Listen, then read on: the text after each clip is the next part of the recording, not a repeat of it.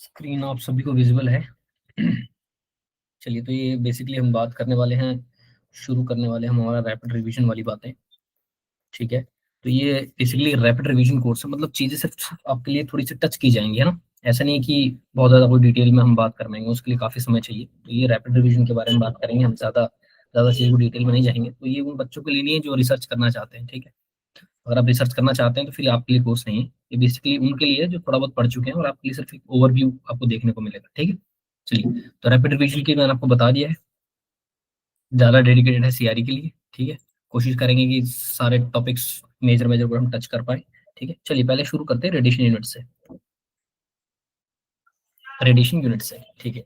तो basically radiation unit के अंदर तीन बातें की जाती हैं। एक की जाती है एक्सपोजर की, दूसरी बात की जाती है एब्जॉर्ब डोज की, तीसरी बात की जाती है इक्विवेलेंट डोज की, और चौथी बात की जाती है इफेक्टिव डोज की।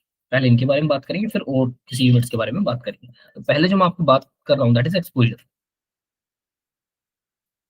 देखिए, जब जब आप रेडिएशन को एयर में नापते हैं, जब जब एयर में रेडिएशन को नापा जाता है, आप उसे एक्सपोजर कहते हैं। यस, बस टेक्निकली एक ही बात बोल रहा हूँ मैं आपको कि रेडिएशन को जब आप एयर में नापेंगे तो आप उसे एक्सपोजर कहेंगे। और एक्सपोजर की यूनिट्स जो होती है वो तीन होती है। तो आप बोलेंगे रॉन्जन, जिसे आप आर से डिनोट करते हैं। ये काफी कस्टमरी यूनिट है, पुरानी यूनिट है, ऐसा यूनिट नहीं है। तो एक्सपोजर की जो ऐसा यूनिट है that is coulomb per KG, ये इसकी ऐसा यूनिट है। यस, और एयर कर्मा भी एक यूनिट होती है एक्सपोजर की। लेकिन फर्क ये है कि air kerma is defined for all ionising radiations. जितने भी टाइप की आयोनाइजिंग रेडिएशंस हैं, हम आगे चल के बात करेंगे। आयोनाइजिंग का मतलब जितने भी टाइप के आयोनाइजिंग रेडिएशन है, चाहे वो गामा हो, चाहे से वो एक्सरेज हो, चाहे से वो मान लीजिए अल्फा भी, अल्फा जो है इट इज ऑल्सो आयोनाइजिंग, है ना। आयोनाइजिंग पार्टिकल है वो। तो सभी के लिए एयर कर्मा डिफाइन होता है। बट ये जो आपका कूलम पर केजी है ना, it is only defined for x-rays and gamma rays. Yes, ये थोड़ा सा डिफरेंस पड़ जाता है। इस एयर कर्मा को लिखने का एक तरीका होता है ना। उसको ऐसे लिखते हैं, air. Yes, this is grey, और नीचे इसमें एयर, यहाँ पे ए फॉर मतलब होता है एयर, है ना। तो एयर कर्मा को लिखने का तरीका होता है, इस तरीके से आप एयर कर्मा को लिखते हैं, ठीक है। एक रॉन्जन जो होता है वो करीबन करीब आपको 2.5 multiply by 10 power -4 coulomb per KG के बराबर होता है। ये रॉन्जन का जो है कूलम पर केजी के साथ रिलेशन है। एयर कर्मा की जो बारे में अगर मैं बात करूं, तो कर्मा जो है it is acronym, full form है, it is kinetic energy released in matter. Yes, kinetic energy release in matter, इसी को आप एयर कर्मा बोलते हैं, ठीक है। तो जो बेसिकली एयर कर्मा होता है, मैं आपको कह चुका हूँ कि वो सभी प्रकार की आयोनाइजिंग रेडिएशंस के लिए आप उसको डिफाइन कर सकते हैं। बट आप कूलम पर कीजिए, जिसे आप एक्सपोजर की यूनिट कह रहे हैं, ऐसा ही यूनिट है ना। तो वो सिर्फ और सिर्फ एक्सरेज और गामा के लिए डिफाइन होता है, ठीक है। इसको लिखने का पर्टिकुलर तरीका है, तो मैं आपके सामने लिख देता हूँ कि एक जो एयर कर्मा है that is equal to 100 रॉन्जन।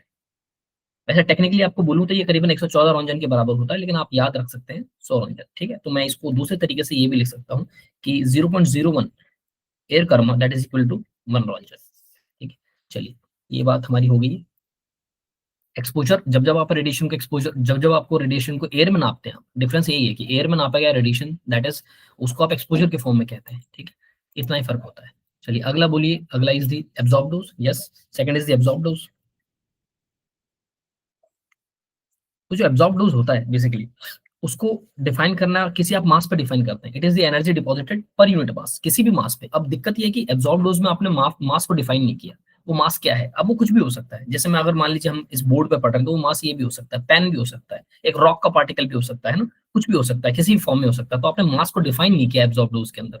But what is absorb dose? It is the radiation energy deposited per unit mass. 1 kilo का कोई भी चीज है, वो मास है, कुछ भी हो सकता है, उस पर जो डिपॉजिट एनर्जी है दैट इज एब्जॉर्ब डोज। और इसकी जो यूनिट्स होती हैं, ऐसा यूनिट आपको पहले मैं बात करूंगा, दिस इज ग्रे। यस, इसको लिखने का तरीका भी यही है, बट नीचे आप लिखेंगे टी। और ये जो टी है दिस इज टिश्यू, ये टिश्यू के लिए डिफाइन होता है ना। इसको टेक्निकली कभी कभार हम नॉर्मली ग्रे भी लिखते हैं बस, यानी जब नॉर्मली कभी ग्रे बोला जा रहा है तो आप समझ जाइए कि वो जो यूनिट है that is of the absorb dose. इसकी एक कस्टमरी यूनिट भी होती है जिसे आमतौर पर जो यूज की जाती है दैट इज रेड। तो it is radiation absorb dose, इसको आप रैड कहते हैं, ठीक है। रैड का मतलब रेडिएशन एब्जॉर्ब डोज, ठीक है। चलिए, आगे चलिए।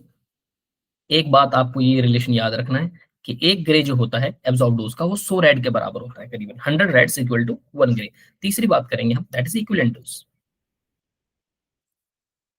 देखिए, अगर आप सटीक तरीके से जानना चाहते हैं कि पेशेंट को रेडिएशन डोज कितना लगा है, तो आपको दो सवालों के जवाब चाहिए। पहला सवाल कि किस प्रकार की रेडिएशन लगी है और कहाँ लगी। देखिए, किस प्रकार की रेडिएशन लगी ये जानना इसलिए जरूरी है क्योंकि हर रेडिएशन बायोलॉजिकली कितनी इफेक्टिव है, यानी किसी लिविंग टिश्यू के लिए कितनी हार्मफुल है, वो अलग अलग है। अल्फा अलग हार्मफुल है, एक्सरेज अलग है, ठीक है। तो आपको ये बताना पड़ेगा किस प्रकार की रेडिएशन लगी है। तो जब आप रेडिएशन डोज नापते टाइम, मेजर करते टाइम इस बात को वैल्यू करो कि किस प्रकार की रेडिएशन आपकी डोज लगी है, तो आप उस प्रकार के डोज को कहते हैं इक्विवेलेंट डोज। यानी इसमें type of radiation is included, और इसके लिए एक फैक्टर इंक्लूड किया जाता है इसमें, WR। This is known as radiation weighting factor. Yes, this is known as radiation weighting factor. हर किसी के लिए अलग अलग होता है ये, ठीक है। रेडिएशन वेटिंग फैक्टर जो होता है हर किसी के लिए अलग, जैसे एक्स रेज, गामास और बीटा इनके लिए 1 होता है। ये हम रेडियो बायोलॉजी के अंदर पढ़ेंगे। जैसे आपको बता रहा हूँ कि इक्विवेलेंट डोज के अंदर आप इस बात को भी इंक्लूड करते हो कि किस किस टाइप की रेडिएशन जो है उस चीज पे लगी है, ठीक है। तो इसके SI यूनिट के बारे में बात करेंगे, दैट इज सीवर्ट्स। इसको आप SV से डिनोट करते हैं, लिखने का तरीका यही है। इसका एक कस्टमरी यूनिट है जिसे आप रैम कहते हैं। Rem is the roentgen equivalent man. Yes, roentgen equivalent man, ये इक्विवेलेंट डोज की कस्टमरी यूनिट है, ठीक है। SI यूनिट नहीं है, SI यूनिट ये है, सीवर्ट है। एब्जॉर्ब डोज की SI यूनिट ग्रे है, लेकिन लिखने का तरीका टेक्निकली नीचे T लिखते हैं हम, ठीक है। चलिए, अब चौथी बात करेंगे हम, that is the effective dose. देखिए, सवाल मैंने आपको 2 बोला था। आप पेशेंट डोज के जितना ज्यादा करीब जाना चाहते हैं, जितना ज्यादा सटीक पेशेंट डोज निकालना चाहते हैं, उसके लिए जरूरी है कि किस प्रकार की रेडिएशन लगी है वो आपको बताएगा इक्विवेलेंट डोज, और कहाँ लगी है ये आपको बताएगा इफेक्टिव डोज। यस, ये टॉपिक्स हम रेडियो बायोलॉजी में कवर करेंगे, बट यहाँ पे सिर्फ आपको बेसिक मैं आइडिया दे रहा हूँ कि इफेक्टिव डोज की यूनिट क्या होती है, ठीक है। चलिए, यूनिट्स के बारे में बात करेंगे। SI यूनिट सेम है, जो यूनिट इक्विवेलेंट डोज की है वही यूनिट इफेक्टिव डोज की भी है, और इसकी भी जो कस्टमरी यूनिट है that is also RAM, same है ये, ठीक है। और ऑक्यूपेशनल जो डोज होता है, ऑक्यूपेशनल डोज का मतलब जो आपको और हमें लगता है, जो स्टाफ को डोज लगता है, जो उस एरिया में काम कर रहे हैं, वो हमेशा हमेशा डिफाइन किया जाता है सीवर्ट में। तो occupational dose is defined in sieverts. चलिए, ये बात हो गई, ठीक है। आगे हम बात करते हैं रेडियो एक्टिविटी की। तो ये आपको ज्यादा इसके बारे में तो नहीं जानना है, बस आपको ये पता होना चाहिए रेडियो एक्टिविटी यूनिट्स क्या क्या होती है। तो 2 यूनिट्स में बात करूँ, SI unit is known as becquerel, इसको BQ के फॉर्म में लिखते हैं, और इसे DPS भी कहते हैं। It is disintegration per second, यानी 1 BQ equal to 1 disintegration per second. चलिए, इसके एक यूनिट और होती है, कस्टमर यूनिट कह सकते हैं आप उसे, क्यूरी। लिखने का तरीका CI होता है, और आप जानते हैं एक CI जो होता है, अगर मैं लिखता हूं कि एक curie is equal to 3.7 10 becquerel. DPS भी बोल सकते हैं आप, है ना। तो एक बेक्यूरल जो होता है that is equal to 1 DPS। ये बात भी आपको पता होनी चाहिए। चलिए, एक यूनिट होती है ल्यूमिनस इंटेंसिटी। इसकी जो यूनिट होती है वो होती है कैंडेला। तो CD के फॉर्म में आप डिनोट करते हैं। मैग्नेटिक फ्लक्स की जो यूनिट होती है दैट इज वीबर, WB से बोलते हैं इसको, ठीक है। मैग्नेटिक फील्ड की जो यूनिट होती है दैट इज टेस्ला, ये तो आप जानते हैं। Yes, Tesla. इसकी एक यूनिट और होती है, इसको गॉस बोलते हैं आप, है ना, गॉस। तो जो एक टेस्ला होता है वो करीबन 10⁴ गॉस के बराबर होता है, 10,000 गॉस के आसपास कह सकते हैं। टेम्परेचर की SI यूनिट क्या है, केल्विन। चलिए, इतनी बातें हमने कर ली है, और आगे हम चलते हैं इस बारे में। ये आपका ये हटा देते हैं हम। चलिए, ठीक है, बहुत बढ़िया। चलिए, अब मैं बात कर रहा हूँ आयोनाइजिंग रेडिएशन के बारे में। तो आयोनाइजिंग रेडिएशन कितने प्रकार की होती है? तो 2 प्रकार की आयोनाइजिंग रेडिएशन आप कह सकते हैं कि वो हो सकती है कि इलेक्ट्रोमैग्नेटिक वेव के फॉर्म में हो सकती है कि वो पार्टिकल रेडिएशन हो। पार्टिकल रेडिएशन का मतलब है कि वो पार्टिकल्स भी हो सकते हैं ना, कुछ पार्टिकल्स भी तो आयोनाइजिंग हो सकते हैं। ये जो शब्द आयोनाइजिंग है, इसको आप कह सकते हैं आयन से रिलेट कर सकते हैं आप। मतलब कोई भी वेव जो है या कोई भी पार्टिकल है, अगर उसके पास इतनी कैपेसिटी है, इतनी एबिलिटी है कि वो जिस मीडियम में चल रहा है, अगर उसमें वो आयंस बना दे, पॉजिटिव नेगेटिव आयंस बना दे, तो आप उसको बोलेंगे आयोनाइजिंग है। और इसको टेक्निकली ये कह सकते हैं कि कोई भी वेव या कोई भी पार्टिकल जिसके पास इतनी एबिलिटी है कि वो किसी एक न्यूट्रल एटम से, भाई जब आप एटम कहते हैं ना, तो आप ये जान लीजिए कि आप मान रहे हैं कि वो न्यूट्रल है, मतलब उसमें नंबर ऑफ जो इलेक्ट्रॉन है वो प्रोटॉन के बराबर है। तो एटम हमेशा न्यूट्रल होता है, और अगर कोई वेव या कोई पार्टिकल जिसके पास इतनी एनर्जी है कि वो उस एटम में से एक इलेक्ट्रॉन निकाल ले, तो उसको बोलते हैं आयोनाइजेशन। तो यानी किसी न्यूट्रल एटम में से इलेक्ट्रॉन अगर आपने रिमूव कर लिया है, तो that atom is ionised. Yes, अगर उसके पास एक कमी होगी है इलेक्ट्रॉन की, तो उसमें चार्ज आ जाएगा पॉजिटिव। तो बहुत सारी इलेक्ट्रोमैग्नेटिक वेव्स होती हैं जो कि आयोनाइजिंग होती हैं, और कुछ जो होती है पार्टिकल्स होते हैं जो कि आयोनाइजिंग होते हैं। आयोनाइजिंग होना आप इसको बायोलॉजिकल इफेक्टिवनेस से भी समझ सकते हैं। Yes, ionising radiation biologically effective है ना। आपकी बॉडी पे अगर अल्ट्रासाउंड गिर रहा है, तो वो it is not ionising, it is a kind of longitudinal wave. Yes, it is not a electromagnetic wave ultrasound वाली, तो वो सेफ है। आप MRI में आप रेडियो वेव्स यूज करते हैं, तो radio waves are what, these are not ionising radiation, है ना। तो आप प्रेग्नेंट फीमेल का आप MRI भी कर पाते हैं, क्यों कर पाते हैं? क्योंकि रेडियो वेव्स आयोनाइजिंग नहीं है, है ना। They don't have that much energy की किसी न्यूट्रल एटम से वो एक इलेक्ट्रॉन निकालने का प्रयास कर पाए, ठीक है। चलिए, तो इसके अंदर मैं आपको सिर्फ 2 बातें बोलूंगा, एक एक्स रेज और एक गामा रेज। ये दोनों इलेक्ट्रोमैग्नेटिक वेव्स हैं, और दोनों की दोनों न्यूट्रल होती हैं। Yes, neutral. अनचार्ज है, कोई इस पे चार्ज नहीं। इस पार्टिकल के अंदर अल्फा रेज आ जाएंगी, बीटा रेज आएगी। बीटा भी दो प्रकार की होती है, beta positive beta negative, yes दो प्रकार की आपको बीटा देखने को मिलती है, ठीक है। ये रेडियो एक्टिविटी के दौरान निकलती है, ठीक है। और बताइए इलेक्ट्रॉन भी आयनाइजिंग हो सकते हैं, यस प्रोटॉन आयनाइजिंग हो सकते हैं, न्यूट्रॉन इवन आयनाइजिंग हो सकते हैं। प्रोटॉन पे चार्ज पॉजिटिव है, ठीक है, इलेक्ट्रॉन पे नेगेटिव है, और ये जो न्यूट्रॉन है इस पर कोई चार्ज नहीं होता, तो आपने लिखा है इसको एन। एक बात और बताता हूँ आपको मैं, कि चाहे से आप मान लीजिए अल्फा, ये बीटा, ये दो पार्टिकल है, और ये गामा, ये एक रे है। तो इन ये जो तीनों, इनका जो ओरिजिन होता है ना, ये निकलती जहां से ना, दैट इज न्यूक्लियस। यस, जब जब किसी प्रोटॉन, जब जब किसी न्यूक्लियस का, जब ये केस सारा जो, ये सारा जो केस है, it is related to radioactivity, है ना। तो रेडियो एक्टिविटी का बहुत सारे कारणों में से एक जो मेजर कारण होता है वो अनस्टेबिलिटी ऑफ न्यूक्लियस होता है। तो न्यूक्लियस अगर आपका अनस्टेबल है, तो डेफिनेटली न्यूक्लियस क्या चाहता है, उसके अंदर जो रहने वाले न्यूक्लियॉन्स हैं, जैसे आप प्रोटॉन और न्यूट्रॉन कहते हैं, तो डेफिनेटली वो क्या चाहता है कि उसके जो नंबर ऑफ न्यूट्रॉन्स हैं और जो नंबर ऑफ प्रोटॉन्स है वो बराबर रहे। कोई न्यूक्लियस ये नहीं चाहता कि मेरे न्यूट्रॉन्स और प्रोटॉन्स डिसबैलेंस हो जाए, ठीक है। ये बिल्कुल आप परिवार की स्थिति से समझ सकते हैं ना, इक्वालिटी हर कोई चाहता है। चलिए, लेकिन कभी कभार ऐसी स्थिति बन जाती है कि न्यूट्रॉन और प्रोटॉन का रेशो डिसबैलेंस हो जाता है, और इस डिसबैलेंस को ही करेक्ट करने के लिए, न्यूक्लियस स्टेबिलिटी को अचीव करने के लिए वो क्या करता है, रेडियो एक्टिविटी रिलीज करता है। रेडियो एक्टिविटी के एक कारण ये भी होता है कि बहुत बड़े बड़े एटम्स जिनका न्यूक्लियस बहुत भारी है, जो एटम बहुत भारी है, बल्कि एटम्स है ना, वो भी स्टेबिलिटी लेने के लिए क्या करते हैं, डिसइंटीग्रेट करते हैं, रेडियो एक्टिविटी शो करते हैं। बट यहाँ से मैं आपको ये बताना चाह रहा हूँ कि अल्फा बीटा और गामा, ये तीनों का जो ओरिजिन होता है, जहां से निकलती है, that is nucleus. Yes, that is nucleus, ये का न्यूक्लियर ओरिजिन होता है। और हमारी जो एक्सरेज होती हैं वो न्यूक्लियस से नहीं निकलती है, they have extra nuclear origin. Extra nuclear origin का मतलब है कि वो न्यूक्लियस से बाहर से निकल रही है ना। तो एक्सरेज का प्रोडक्शन जो होता है, it is outside the nucleus, और जो आपका अल्फा बीटा गामा है, दिस उनका जो ओरिजिन है, उनका जो निकलने का उद्गम स्थान है, दैट इज न्यूक्लियस, ठीक है। चलिए, आपको मैं थोड़ा सा इसके बारे में थोड़ा सा बता देता हूँ कि क्या क्या रहता है। देखिए, एक्सरेज और गामा में फर्क सिर्फ ये है, फर्क जो बहुत मेजर फर्क है वो ओरिजिन का है। अभी आपको बता दिया, गामा निकलती है न्यूक्लियस से, एक्सरे निकलती है एक्स्ट्रा न्यूक्लियस से। अल्फा क्या होता है, अल्फा इज व्हाट, ये हीलियम का न्यूक्लियस है। यस, हीलियम का न्यूक्लियस है। भाई हीलियम के पास दो इलेक्ट्रॉन थे, अगर वो दो इलेक्ट्रॉन गवा देगा तो चार्ज क्या आएगा, He2 पॉजिटिव। यस, तो अभी इस समय हीलियम के पास, हीलियम का जो न्यूक्लियस है, that is known as alpha. ये सिमिलर है उसके जैसा। क्यों सिमिलर है, क्योंकि इसका जो मास होता है एमयू में, दैट इज 4, और इस पे जो चार्ज होता है दैट इज +2, है ना। तो इसीलिए दिखने में बिल्कुल हीलियम के न्यूक्लियस जैसा है। मजे की बात क्या है कि जो आपका अल्फा पार्टिकल होता है, दीज आर लेस पेनिट्रेटिंग, मतलब इनकी भेदने की क्षमता, टिश्यू में डीप तक जाने की क्षमता बहुत कमजोर होती है। आपकी स्किन से ये इवन स्किन छोड़िए, आप एक पेपर को लग जाइए, पेपर से भी क्रॉस नहीं हो सकता अल्फा, है ना। लेकिन सबसे बड़ी बात है, ये हाईली आयनाइजिंग है। यहाँ से एक बात आपको और समझने की है कि किसी कोई भी हाईली आयनाइजिंग है, इसके लिए ये जरूरी नहीं है कि उसका पेनिट्रेशन बहुत अच्छा हो, नहीं। अगर ऐसा हो सकता है कि कोई रेडिएशन या कोई पार्टिकल जो कि पेनिट्रेट नहीं कर सकता, फिर भी वो आयनाइजिंग हो सकता है, जैसे आप देख रहे हैं अल्फा। आयनाइजिंग का मतलब है, यहाँ से मेरा आयनाइजिंग का मतलब है, इसको आप बायोलॉजिकल इफेक्टिवनेस से समझिए, मतलब किसी टिश्यू को नुकसान पहुंचाने की इसकी क्षमता बहुत ज्यादा है अल्फा की। यस, लेकिन प्रॉब्लम क्या है कि ये पेनिट्रेशन बहुत अच्छा नहीं कर पाता, ये टिश्यू के अंदर डीप तक जा नहीं सकता। अगर आपकी स्किन के ऊपर मैं डाल दूं अल्फा, वो पेनिट्रेट नहीं कर पाएगा आपकी जो बेसिक एपिडर्मिस वाली लेयर है ना। मैं आपको बता चुका हूँ कि एक पेपर से भी गुजर नहीं सकता अल्फा इवन, तो आप कहेंगे कि ये पेपर और स्किन, ये दोनों इसको स्टॉप कर सकती है, इतना लेस पेनिट्रेशन पावर है। लेकिन मजे की बात सुनिए, अगर अल्फा रिलीज करने वाला सोर्स आपने या तो इनहेल कर लिया या आपने इंजेस्ट कर लिया, तो आपके लिए घातक है, बहुत हार्मफुल है। हार्मफुल इन द सेंस कि बायोलॉजिकली बहुत ज्यादा हार्मफुल है। यस, बहुत ज्यादा हार्मफुल है, लेकिन आप बाहर से कोई अल्फा पार्टिकल पेनिट्रेट नहीं कर सकता। चलिए, दूसरा है दैट इज बीटा। बीटा के अंदर दो बीटा निकलते हैं, बीटा पॉजिटिव बीटा नेगेटिव, ये रेडियोएक्टिविटी के दौरान निकलते हैं। तो बीटा पॉजिटिव का नाम बीटा पॉजिटिव इस बात पर रखा गया है क्योंकि इसमें एक पॉजिटिव पार्टिकल निकलता है जिसको आप बोलते हैं पॉजिट्रॉन।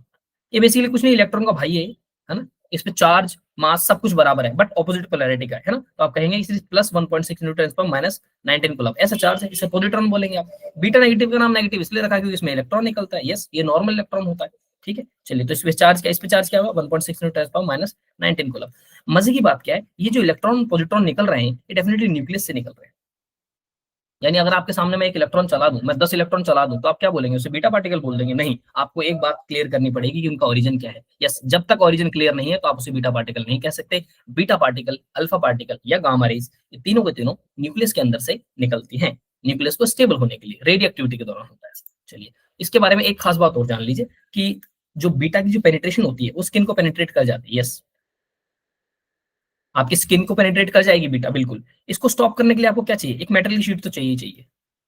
हो सकता है वो एल्यूमिनियम की हो। यस, तो आप कह सकते हैं कि एल्यूमिनियम की शीट बीटा को रोक सकती है, स्किन को पेनिट्रेशन बीटा कर पाता है।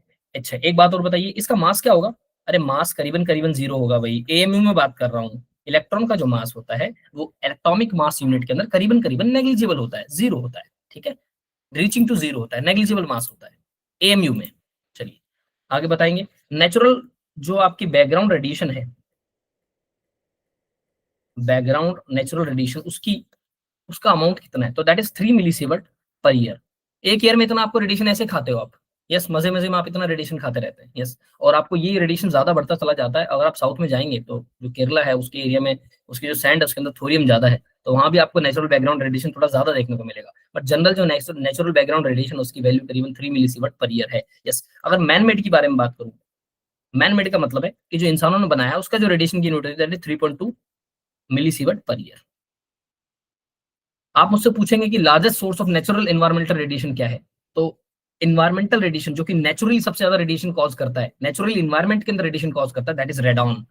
यस, रेडॉन ये गैस है, और मजे की बात है कि ये रेडियो एक्टिव है। कहां से निकलती है? तो बेसिकली ये निकलती है जब यूरेनियम डिके करता है ना, जब यूरेनियम रेडियो एक्टिव डिके करता है उस केस में ये निकलती है रेडॉन, और radon is the source of alpha. Yes, radon से निकलती है अल्फा पार्टिकल, और अल्फा पार्टिकल आपको बता दिया मैंने कि ये पेनिट्रेट तो कर नहीं सकता, तो आप बोलेंगे लेस पेनिट्रेशन, यस। तो फिर सर आपको नुकसान कैसे पहुंचा सकता है? ये एक तरीका है, अगर आप इसे इनहेल कर लिया आपने तो आपके लंग्स टाटा बाय बाय हो जाएंगे, हाँ या ना? तो ये रेडिएशन डोज टू लंग्स, जो मेजर रेडिएशन डोज लगता है लंग्स को एनवायरमेंटल नेचुरल तरीके से, तो नेचुरल तरीके से यूरेनियम जो डिके करता है, तो आप बोल सकते हैं ये नेचुरल जो आपका एनवायरमेंटल रेडिएशन का सोर्स जो है that is radon. Radon gas है जो कि रेडियो एक्टिव है, यूरेनियम के डीके से पैदा होती है, और इसमें से निकलता है अल्फा। यस, अल्फा निकलता है, आपको बताया मैंने, अल्फा लेस पेनिट्रेशन है, अल्फा आपकी स्किन से क्रॉस नहीं हो सकता। बट अगर आपने कोई अल्फा एमिट करने वाला सोर्स इंजेस्ट कर लिया, खा लिया या पी लिया या आपने सूंघ लिया, इनहेल कर लिया, तो आपके लंग्स की खैर नहीं, हाँ या ना? यस, तो लंग्स को नुकसान पहुंचाने वाला जो है दैट इज रेडॉन गैस। चलिए अब मैं आपको एक बात बता देता हूँ कि जो बेसिकली हम, अगर हम एक्सरे पढ़ने जाएं तो उससे पहले आपको थोड़ा सा ये पता होना चाहिए कि एक्सरेज बेसिकली कहाँ से बिलोंग करती हैं, परिवार के बारे में पता होना बहुत जरूरी है। तो आप बोलेंगे इलेक्ट्रोमैग्नेटिक वेव्स, यस। तो बहुत सारे प्रकार के इलेक्ट्रोमैग्नेटिक वेव्स होती हैं, एक्सरे भी एक प्रकार की इलेक्ट्रोमैग्नेटिक वेव है। ये बेसिकली आप कह सकते हैं it is a family of electromagnetic waves, उसी फैमिली का एक मेंबर है कौन? एक्सरेज। तो आप बोलेंगे कौन कौन है? गामा रेज इस फैमिली का member, x-rays, UV rays, UV का मतलब युवराज सिंह नहीं है, इट इज अल्ट्रावायलेट, यस। उसके बाद आते हैं विजिबल। अरे विजिबल का मतलब क्या है? जिसकी वजह से आप मुझे और मैं आपको देख पा रहा हूँ, हाँ या ना? आप एक दूसरे को किसकी वजह से देख पाते हो? विजिबल रे की वजह से। विबग्योर, सूरज से आने वाली रोशनी, yes, sunlight. VIBGYOR it is composed of 7 colours, VIBGYOR. चलिए आगे देखिए, आईआर। आईआर मतलब इंफ्रारेड,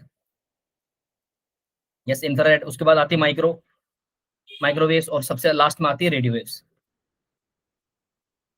मजे की बात सुनिए, रेडियो वेव्स आप यूज करते हैं एमआरआई में, गामा रेज यूज होती है पेट में, मतलब न्यूक्लियर मेडिसिन की जांच हो गई है, ठीक है। एक्सरेज तो आप यूज कर ही रहे हैं, ठीक है। विजिबल से आप जो नॉर्मली हम एक दूसरे को देख पाते हैं दैट इज विजिबल, सूरज से आने वाली रोशनी जिसको कहते हैं, ठीक है। चलिए तो सर आप क्या मुझे एक्सरेज की डेफिनेशन बता सकते हैं? यस, तो x-rays is what? It is a kind of electromagnetic wave, yes, it is a kind of electromagnetic wave जिसकी डिस्कवरी 8 नवंबर 1895 को सर विल्हेम कॉनरेड रॉन्जन साहब द्वारा हुई थी। मजे की बात, ये एक्सीडेंटल डिस्कवरी थी, मतलब वो चाह नहीं रहे थे ऐसा कुछ करना, बट वो गलती से हो गया, और उसी के बेसिस पे पूरा ऊपर रेडियोलॉजी डिपार्टमेंट आज खड़ा हुआ है। और जिस जिस ट्यूब पे वो काम कर रहे थे उस ट्यूब का नाम था क्रूक्स ट्यूब। उस एक्सरे ट्यूब का नाम बेसिकली क्रूक्स ट्यूब था। मजे की बात थी कि ये जो क्रूक्स ट्यूब है it is a kind of semi evacuated tube. Semi evacuated tube मतलब क्या होता है? सेमी इवैक्यूएटेड का मतलब होता है कि इसमें से जितनी हवा कोशिश की गई निकाल देगी, मतलब इसमें कुछ गैस प्रेजेंट थी, yes, it is a gas tube. इसके अंदर थोड़ी बहुत अमाउंट में एक कंट्रोल्ड अमाउंट की गैस प्रेजेंट थी इसके अंदर। और इस क्रूक्स ट्यूब का जो एनोड बना था वो बना था प्लेटिनम का, यस, प्लेटिनम एनोड था इसके अंदर, ठीक है। और वो जो एक्सपेरिमेंट कर रहे थे इस क्रूक्स ट्यूब के अंदर वो कैथोड रेज पे कर रहे थे।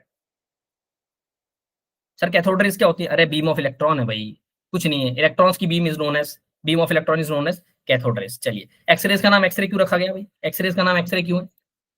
एक्सरेज का नाम एक्सरे इसलिए क्योंकि जिस समय रंजन साहब ने उसका एक्सपेरिमेंट किया, जब उसका डिस्कवरी हुई तो उस समय विजिबल तो थी नहीं, तो इन्होंने नाम दिया एक्स रेज, यस। यहाँ पे एक्स का मतलब है डेफिनेटली अननोन नेचर।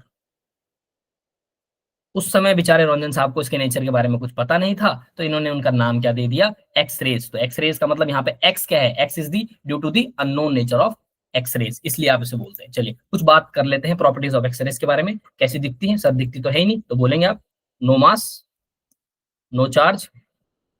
अरे एक्स रेज न्यूट्रल होती हैं, यस, उन पे कोई चार्ज नहीं होता, उनका कोई मास नहीं होता। तीसरी बात, इनके ड्यूल नेचर होता है। ड्यूल नेचर का मतलब क्या है, सर ये क्या बहरूपियां हैं? अरे बहरूपियां नहीं, इनके दो रूप है। दो रूप का मतलब ये वेव की तरह भी बिहेव करती है और पार्टिकल की तरह भी बिहेव करती है। ये बातें सच हर प्रकार की करीबन करीबन इलेक्ट्रोमैग्नेटिक वेव्स के लिए सच है ये, ठीक है। सूरज से आने वाली जो रोशनी है वो भी ड्यूअल नेचर शो करती है, उसका भी वेव पार्टिकल भी है और उसका पार्टिकल पार्टिकल नेचर भी है। तो वेव नेचर कुछ ऐसा क्यों है सर? ऐसा इसलिए है कि बेसिकली कुछ फिनोमिनास जो है लाइट से कंपेयर कर रहा हूँ मैं। एक्सरे को लाइट से ज्यादा कंपेयर इसलिए कर रहा हूँ क्योंकि आप लाइट को देख पाएंगे, है ना। एक्सरे तो इनविजिबल है, आप नहीं देख पाएंगे, तो कंपैरिजन तो करना पड़ेगा हमें। तो कंपैरिजन के दौरान पे मैं आपको कह रहा हूँ कि ड्यूल नेचर होने का मतलब है कि जो एक्सरेज का जो वेव नेचर है और पार्टिकल नेचर है, ये दो तरह के नेचर है। हाँ, ये ऐसा इसलिए क्योंकि कुछ कुछ फिनोमिनास जो हैं लाइट के, वो एक्सप्लेन होते हैं वेव से, और कुछ फिनोमिनास जो होते हैं that are explain by the particle nature. Particle nature का मतलब है फोटोन।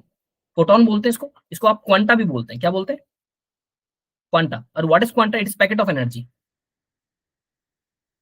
यानी अगर मैंने कहीं पे लिख दिया एक्स रे फोटोन, अगर मैंने लिख दिया कहीं एक्स रे फोटोन, डेफिनेटली इसका मतलब ये मैं मान रहा हूँ, ऑथर ये मान रहा है कि एक्सरेज को उसने माना है कि वो फोटोन है, वो पार्टिकल है, वो बेसिकली एक क्वांटा है, these are packet of energies. हाँ या ना?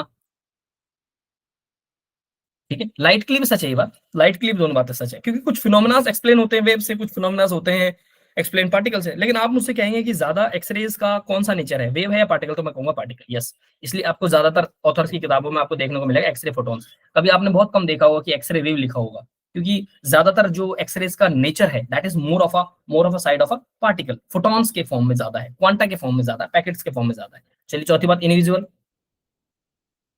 अरे आप एक्सरे को देख पाते हो क्या? नहीं देख पाते हो। आप मन की आंखों से भी देखोगे तब भी नहीं देख पाओगे। तो एक्सरे इनविजिबल है, यस।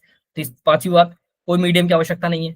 अरे कोई मीडियम की आवश्यकता है क्या? No medium required. बताओ, सूरज से आने वाली रोशनी को कोई मीडियम की आवश्यकता है? नहीं, वो तो स्पेस से चल के आती है ना, 8 मिनट 22 सेकंड में पहुंच जाती है। तो आप क्या बोलेंगे? जब जिस प्रकार से लाइट को भी किसी मीडियम की आवश्यकता नहीं है, उस प्रकार से एक्सरेज को भी किसी मीडियम की आवश्यकता नहीं है। मीडियम है तब भी ट्रैवल करेंगी, मीडियम नहीं है तब भी ट्रैवल करेगी। हाँ या ना? स्पेस में ट्रैवल कर सकती है, बिल्कुल कर सकती है, कोई मीडियम की आवश्यकता नहीं है। अल्ट्रासाउंड को भाई मीडियम की आवश्यकता है, it is a kind of longitudinal wave. Ultrasound is not a kind of electromagnetic wave, that's why longitudinal waves require medium to travel, but these kind of electromagnetic waves do not require medium to travel। हाँ या ना? पांचवी बात बोलेंगे हम, ये travel करती है with the speed of light 3 × 10⁻8 metre per second. यहाँ पे लेकिन कहने की बात जो आपको ध्यान रखना है, ये वैक्यूम की स्पीड है। वैक्यूम जहाँ पे कुछ नहीं है, जहाँ पे कुछ भी नहीं है, तो वैक्यूम के अंदर एक्सरेज भी जो ट्रैवल करेंगे वो लाइट की स्पीड से ट्रैवल करेंगी, that is 3 × 10⁻8 metre per second. ठीक है, चलिए ये आपने एक्सरेज की बेसिक प्रॉपर्टीज के बारे में बात कर ली है। अब मुझे बात सुनिए, आजकल की जितनी एक्सरे ट्यूब्स आप देखते हैं, जितने भी आजकल की आप एक्सरे ट्यूब्स देखते हैं, these are the modification of Coolidge tubes, yes. तो आजकल की एक्सरे ट्यूब जो है जितनी भी हैं, वो सारी की सारी these are the modification of Coolidge tube. आपके सामने एक एक्सरे ट्यूब मैं बना देता हूँ। देखिए सब आपने पढ़ चुके होंगे, मैं मान रहा हूँ कि आप सभी पढ़ चुके होंगे। ठीक है, आप सब जानते होंगे, आप सब बिल्कुल ज्ञानी है, कोई दिक्कत नहीं है ना। आप सब बिल्कुल बहुत, you all people are very smart, but ठीक है, कोई नहीं, थोड़ा सा कोई बात नहीं, थोड़ा सा मुझे भी बता लेने दो आपको, है ना, तसल्ली के लिए, और कुछ बात नहीं। चलिए, मैं बहुत गंदे से डायग्राम बनाऊंगा, आपको सिर्फ भावनाएं को समझना होगा, है ना। आप भावनाएं समझेंगे कि हाँ क्या कहना चाह रहा हूँ मैं। ठीक है, चलिए बहुत बढ़िया। ये जो पार्ट है, मुझे लगता है इसको हमें थोड़ा और आगे बनाना चाहिए।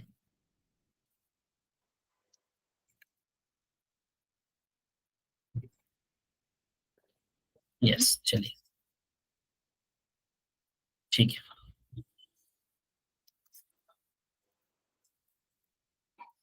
बहुत बढ़िया, चलिए ठीक है। शुरू करते हैं बाहर से, इसको बोलते हैं प्रोटेक्टिव हाउसिंग। ये क्या है? ये लेड का बना होता है। किसका बना होता है? लेड। लेड मतलब पीबी। ठीक है, लेड का बना होता है। मजे की बात सुनिए, ये प्रोटेक्टेड हाउसिंग के बहुत सारे काम हैं, उनमें से एक काम है कि ये लीकेज रेडिएशन को कम करता है। यस, लीकेज रेडिएशन जो होता है उसको कम करता है कौन? Protective housing. साथ साथ ये इंसुलेटर का भी काम करता है। आप ट्यूब को डायरेक्ट छू नहीं सकते, उसके बाहर एक आपको प्रोटेक्टिव हाउसिंग दिखेगी, है ना।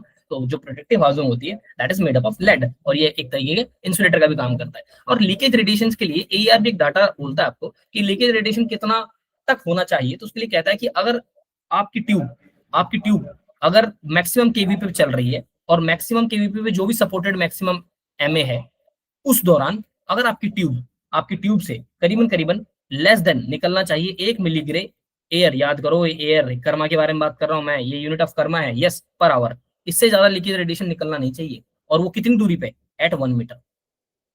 अगर मैं 1 मीटर की दूरी पे नापूं तो लीकेज रेडिएशन हमेशा कम होना चाहिए 1 मिलीग्रे एयर वाला, मतलब एक एयर कर्मा पर आवर। इसको आप है ना, आप इसको रोंजन के फॉर्म में भी लिख सकते हो ना, it should be less than 100 milli roentgen per hour. अरे बोलो भाई बोलो, अभी तो बताया आपको, अभी तो बताया था आपको मैंने कि एक एक जो ग्रे होता है, एक कर्मा जो होता है, that is equal to what?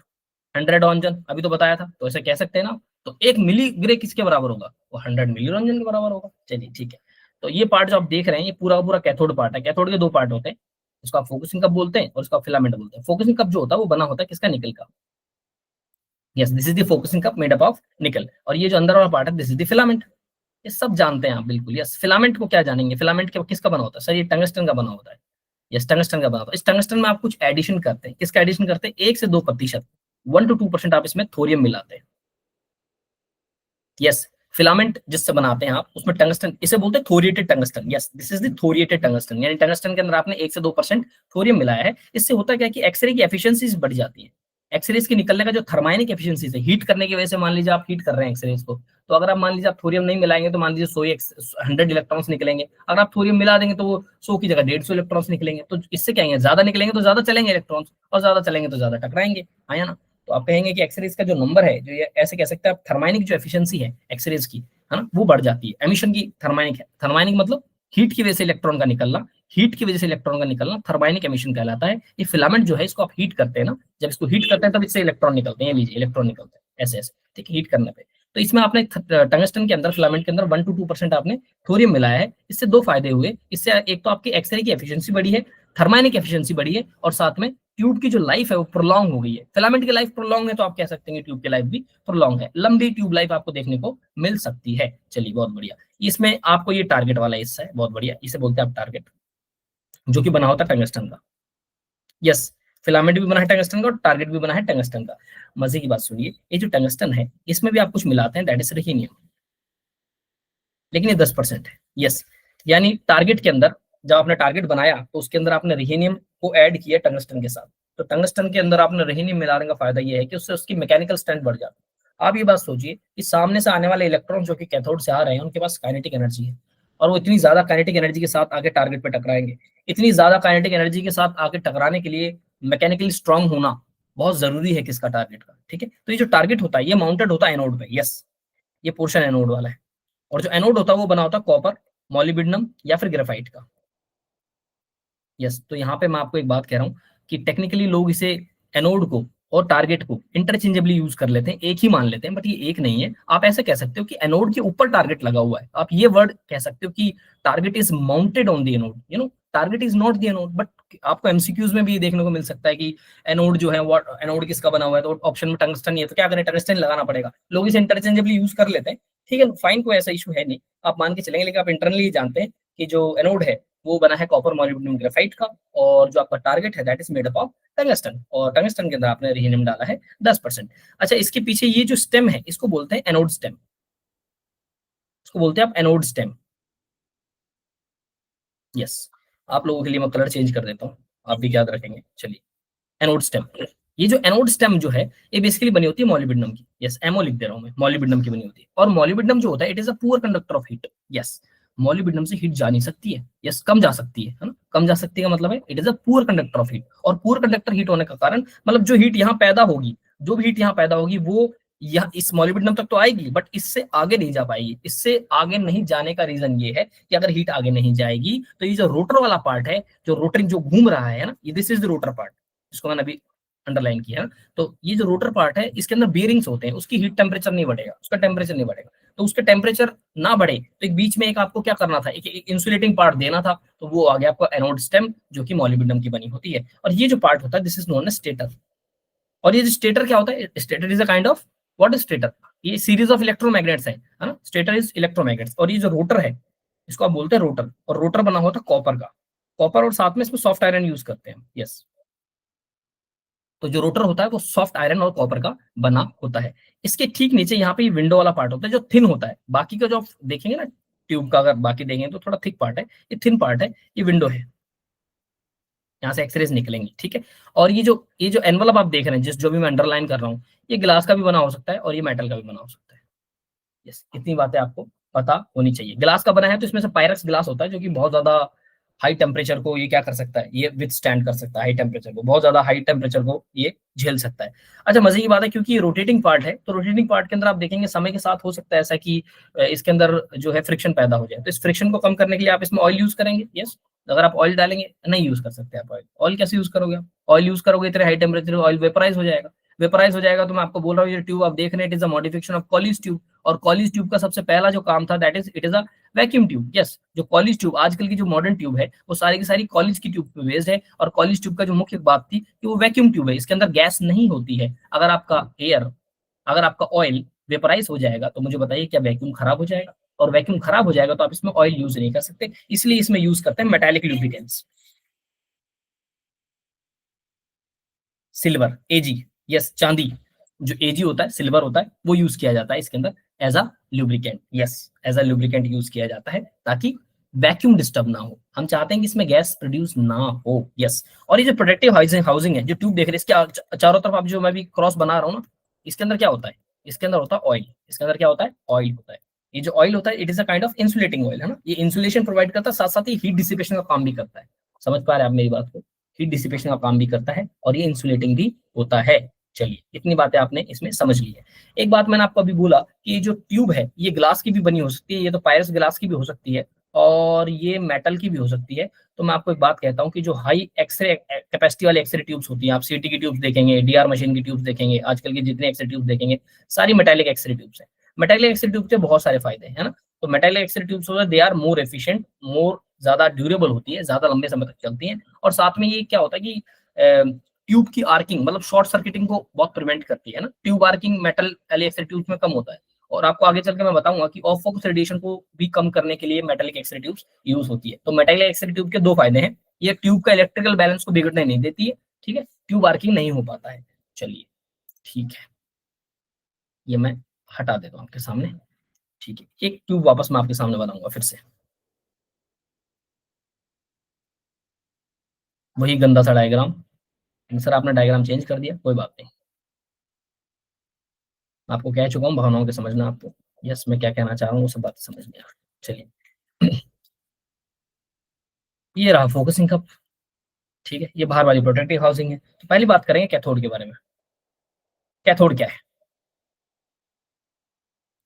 तो मेरे तरफ से कैथोड का मतलब है, कैथोड के दो प्राइमरी पार्ट है, एक फिलामेंट और फोकसिंग कप। जो फिलामेंट पार्ट होता है, फिलामेंट पार्ट जो होता है, आजकल तो ड्यूल फिलामेंट एक्सरे ट्यूब है, तीन फिलामेंट वाली भी एक्सरे ट्यूब्स आती है ना, तो आजकल तो ड्यूल फिलामेंट वाली होती है। तो जो फिलामेंट होता है उसका डायमीटर करीबन 2 mm होता है, ये डायमीटर है, ठीक है। और इसकी जो लेंथ होती है वो करीबन 1 से 2 सेंटीमीटर होती है। यस, इतना सा फिलामेंट होता है, ठीक है। ये बना होता है टंगस्टन का, और टंगस्टन का जो मेल्टिंग पॉइंट होता है, दैट इज 3410 डिग्री सेल्सियस, करीबन 3400 मान सकते हैं आप, हाई मेल्टिंग पॉइंट। टंगस्टन का मेल्टिंग पॉइंट बहुत ज्यादा ऊपर है, इसी वजह से आप टंगस्टन को यूज करते हैं, हाँ? और आपको बता दूं मैं, कभी कभार क्या होता है कि फिलामेंट का बना हुआ, क्योंकि लेकिन जैसे जैसे लंबा समय गुजरता चला जाएगा तो इस फिलामेंट में से हीटिंग की वजह से बार बार आप हीट करते हैं, बार बार आप हीट करते हैं, इसकी वजह से टंगस्टन वेपराइज हो के इस ट्यूब के इस वाले हिस्से में जमा हो जाएगा, जो मैं ऐसा दिखा रहा हूँ, है ना। इससे बहुत बड़ी प्रॉब्लम हो जाएगी। इससे प्रॉब्लम ये हो सकती है कि ये जो इलेक्ट्रॉन बेचारे यहाँ चलने थे, यहाँ की बजाय यहाँ चलना शुरू हो जाते हैं ना, इसे कहते हैं ट्यूब आर्किंग। इसे क्या बोलते हैं? Tube arcing. ट्यूब आर्किंग, और tube arcing is what? It is the disbalance of electrical disbalance of X ray tube, है ना, ये सही नहीं है। तो मेटालिक एक्सरे ट्यूब्स में आपको ये डिसबैलेंस कम देखने को मिलता है। यस, दूसरा पार्ट कैथोड का इज द फोकसिंग कप। ये काम की बात है आपके लिए। फोकसिंग कप जो होता है वो निकल का बना होता है, अभी तो सर आपने बताया था। यस, दूसरी बार क्यों बता रहे? कोई बात नहीं, गलती होगी, आप सुन लो दूसरी बार, कोई बात नहीं, ठीक है। चलिए, फोकसिंग कप का काम होता है कि इलेक्ट्रॉन बीम को ये शेप करता है। ये जो इलेक्ट्रॉन्स निकलेंगे, इनकी बीम को शेपिंग का काम जो करता है, ये फोकसिंग कब काम करता है, कि किस, ऐसा नहीं कि फैल जाए इलेक्ट्रॉन्स, उनको एक स्पेसिफिक जगह पे टकराने के लिए, स्ट्राइक करने के लिए ये वो करता है, हेल्प करता है। अब फोकसिंग कप से आपको जो याद रखना चाहिए, वो याद रखें ग्रिड कंट्रोल एक्सिलेटिव।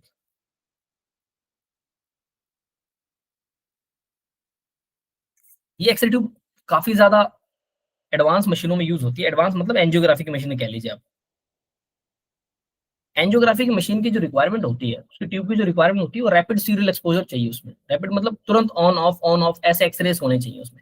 तो उस केस में आप ग्रिड कंट्रोल एक्सरेटिव यूज करते हैं। ये जो वर्ड यहाँ पे ग्रिड यूज किया गया है, इट इज अ मिसनोमर। ये आपको गुमराह करेगा वो सेकेंडरी ग्रिड के बारे में, जो ग्रिड्स आप स्कैटर रेडिएशन को एब्जॉर्ब करने में यूज करते हैं। नहीं, ये वो ग्रिड नहीं है। यहाँ पे इस ग्रिड का मतलब है स्विच। ठीक है, तो बेसिकली इसको कह सकते हैं आप थर्ड इलेक्ट्रोड। तो जो ग्रिड कंट्रोल एक्सरे ट्यूब है उसके अंदर ये जो फोकसिंग कप है, it act as a third electrode. ये तीसरा इलेक्ट्रोड, पहला इलेक्ट्रोड कौन है? ये कैथोड है, ये एनोड है। यस, दो इलेक्ट्रोड तो ये दिख रहे हैं आपको। तीसरा इलेक्ट्रोड कौन है? दैट इज दी खुद फोकसिंग कप। तो एंजियोग्राफी वाली एक्सरे ट्यूब्स के अंदर उनको आप बोलते हैं ग्रिड कंट्रोल एक्सरे ट्यूब्स, और वो उसके अंदर जो फोकसिंग कप होता है, it act as a third electrode. इसमें होता क्या है, जैसे मान लीजिए मैं आपके सामने ये बना देता हूँ, ये रहा फोकसिंग कप। तो जनरली हम क्या करते हैं, फोकसिंग कप पे नेगेटिव चार्ज देके रखते हैं। ऐसा रीजन इसलिए ऐसा है, मान लीजिए इलेक्ट्रॉन्स है, तो नेगेटिव चार्ज देने की वजह से, रिपल्शन की वजह से जो इलेक्ट्रॉन्स है इन दोनों पे इस तरह का फोर्स लगता है, इससे फैलते नहीं है। आपसी आपसी रिपल्शन की वजह से ये फैलते नहीं है, और ये स्पेसिफिकली एक पर्टिकुलर एरिया पे जाके टकराते हैं, जिसे आप फोकल स्पॉट बोलते हैं। टारगेट का वो हिस्सा जहां पे जाके इलेक्ट्रॉन्स टकराए, आप उसे फोकल स्पॉट बोलते हैं। तो इस फोकसिंग कप का इलेक्ट्रॉन्स को बिल्कुल स्पेसिफिक फोकल स्पॉट पे टकराने का बड़ा ही बहुत ज्यादा बेनिफिट है। लेकिन कभी कभार क्या होता है कि ये नेगेटिव चार्ज जो होता है, हम इसको बढ़ा देते हैं। अब आपको क्या करना है कि इलेक्ट्रॉन्स का निकलना ऑन ऑफ आपको अपने हाथ में कंट्रोल में लेना है। तो अगर आप इस पर नेगेटिव चार्ज बढ़ा देंगे, मान लीजिए कितना कर देंगे आप, नेगेटिव कर देंगे 4000 वोल्ट। एग्जांपल दे रहा हूं मैं आपको। मान लीजिए आपने -4000 वोल्ट लगा दिया इस फोकसिंग कप को, इतना ज्यादा नेगेटिव वोल्ट दे दिया कि ये इलेक्ट्रॉन्स की बीम को यही कन्वर्ज कर देगा। यस, यही रुक जाएंगे इलेक्ट्रॉन्स की, ये आगे जा ही नहीं पाएंगे। यस, जा ही नहीं पाएंगे, तो टकराएंगे नहीं तो एक्सरेज नहीं प्रोड्यूस होंगी। तो आपने क्या किया, आपने फोकसिंग कप को एज अ स्विच यूज कर लिया, एक्सरेज को ऑन और ऑफ करने का स्विच यूज कर लिया। तो इस प्रकार की एक्सरे ट्यूब को आप ग्रिड कंट्रोल एक्सरे ट्यूब कहते हैं। ये एंजियोग्राफी में यूज होती है। अच्छा, और बात बताता हूँ, इस प्रकार की एक्सरे ट्यूब को बनाने का एक तरीका और होता है, इसके बीच में एक वायर मैश रख सकते हैं। वायर मैश, वायर मैश मतलब नॉर्मली वायर मैश, उस पर आप चार्ज को मैनिपुलेट कर सकते हैं। अगर आप उसमें नेगेटिव चार्ज दे दे तो इलेक्ट्रॉन पे नेगेटिव चार्ज है, तो नेगेटिव को देख के नेगेटिव बिल्कुल नहीं आएंगे, तो आपकी एक्सरेज ऑफ हो गई। और कभी इस पे पॉजिटिव चार्ज दे देते तो इलेक्ट्रॉन पे नेगेटिव चार्ज होता है, तो उसको देखते हुए इजीली इलेक्ट्रॉन्स टकराएंगे इस पे। ठीक है, समझ पा रहे हैं बात को? तो ग्रिड कंट्रोल एक्सरे ट्यूब बनाने के दो तरीके हैं। आप तो या तो आप फोकसिंग कप को यूज कर सकते हो एज अ थर्ड इलेक्ट्रोड, है ना, एज अ स्विच, या फिर आप एक वायर मैश भी रख सकते हैं। ज्यादातर जो मशीनें यूज करती हैं दैट इज फोकसिंग कप वाला कॉन्सेप्ट, और वो फोकसिंग कप को ही यूज करती हैं as a third electrode. Angiography वाली मशीन है। चलिए, मैं इसको मिटा देता हूँ, और आपसे मुझे थोड़ी सी बात करनी है रिगार्डिंग दो कॉन्सेप्ट के बारे में, जो मुझे लगता है सबको आपको पता ही होगा वैसे, आप सब पढ़े लिखे हैं। यस, तो बेसिकली दो कॉन्सेप्ट जो मैं बताना चाहता हूँ, वो है एक तो केवीपी और एक एमएस। एमएस ना कहूंगा, सिर्फ कहूंगा मैं एमए। तो मेरी बात सुनिए आप बेसिक फंडे को समझिए। बेसिक फंडा ये है कि ये फिलामेंट है, बहुत बढ़िया। इस फिलामेंट में से आप करंट दौड़ाएंगे। अरे भाई, एक बात बताओ मुझे, इस फिलामेंट में से अगर इलेक्ट्रॉन निकालने हैं आपको, तो क्या करना पड़ेगा आपको? आपको क्या करना पड़ेगा इसमें? ऑब्वियस सी बात है, बेसिक सी बात है। अगर आप फिलामेंट में से इलेक्ट्रॉन निकालना चाहते हो, तो आपको फिलामेंट को हीट करना पड़ेगा। और फिलामेंट को हीट करने का तरीका क्या है? अरे उसमें से करंट दौड़ाना पड़ेगा। आप किसी वायर को हीट करना चाहते हो, नहीं, it is heating current, heating effect of current. Yes, current जिस वायर से दौड़ता है वो गर्म वैसे हो जाता है। आप अपने घर में प्रेस यूज करते हैं, आयरन यूज करते हैं, वो भी उसी पे चलता है। सर्दियों में जो हीटर चलता है वो किस पे चलता है? वो आपको जो पूरा ग्लो होने लग जाता है, व्हाट इज व्हाट, उसमें करंट दौड़ रहा है। जब करंट दौड़ता है तो उससे टेम्परेचर इंक्रीज होता है। अब हम इसमें करंट इतना दौड़ाते हैं कि फिलामेंट का टेम्परेचर इतना ज्यादा इंक्रीज हो जाता है कि इलेक्ट्रॉन्स अपनी जगह छोड़ देते हैं, और इस प्रोसेस को आप बोलते हैं थर्माइनिक एमिशन। तो ये जो करंट आपने दौड़ाया है फिलामेंट के अंदर, जो करंट आपने दौड़ाया है फिलामेंट को हीट करने के लिए, इस करंट को बोलते हैं फिलामेंट करंट। और उसकी वैल्यू करीबन 3 से 5 एम्पियर होती है। कहीं कहीं आपको 5 से 7 एम्पियर भी देखने को लिखी ही मिल सकती है, कोई बात नहीं, आप 3 से 5 याद रखिए। 3 से 5 एम्पियर फिलामेंट करंट की वैल्यू होती है। मतलब इस फिलामेंट को हीट करने के लिए, इन इलेक्ट्रॉन्स को निकालने के लिए बेसिकली आपको फिलामेंट को हीट करना पड़ता है, और हीट करने के लिए आप इस फिलामेंट में से करंट दौड़ाते हैं, जिसका नाम है फिलामेंट करंट, और जिसकी वैल्यू इतनी होती है। अब मेरी बात सुनिए, एक मैं आपको टेक्निकल बात बताता हूँ। आप न्यूटन का पहला नियम सुनिए। सर, ये न्यूटन का पहला नियम कहाँ से आ गया इसमें? अरे सुनो मेरी बात। न्यूटन का पहला नियम क्या कहता है? न्यूटन का पहला नियम ये कहता है, जो चीज रुकी है वो रुकी रहेगी, और जो चीज चल रही है वो चलती रहेगी, जब तक कि कोई एक्सटर्नल फोर्स नहीं लगे। अब सुनिए, इसको आप यहां से ऐसे समझ सकते हो कि ये जो इलेक्ट्रॉन्स हैं, ये इलेक्ट्रॉन्स कभी अपने आप चल ही नहीं सकते हैं। इलेक्ट्रॉन्स अपने आप क्यों चलेंगे? इनको इनको क्या ऐसा होना चाहिए जिससे ये चलेंगे? कोई वजह चाहिए इनको चलने के लिए। जैसे आपको पढ़ने के लिए वजह चाहिए, हाँ, हर किसी को वजह चाहिए होती है, रीजन। बहुत ज्यादा हम right now we are very, हम बहुत ज्यादा तर्क वाले बातें करते हैं ना, तो वहां हमें रीजन चाहिए हर चीज का, है ना? तो मैं भी आपको ये कह रहा हूँ, इलेक्ट्रॉन खुद ब खुद नहीं चलता कभी। यस, आप, अच्छा, करंट क्या है? करंट क्या है? What it is? Rate of flow of charge.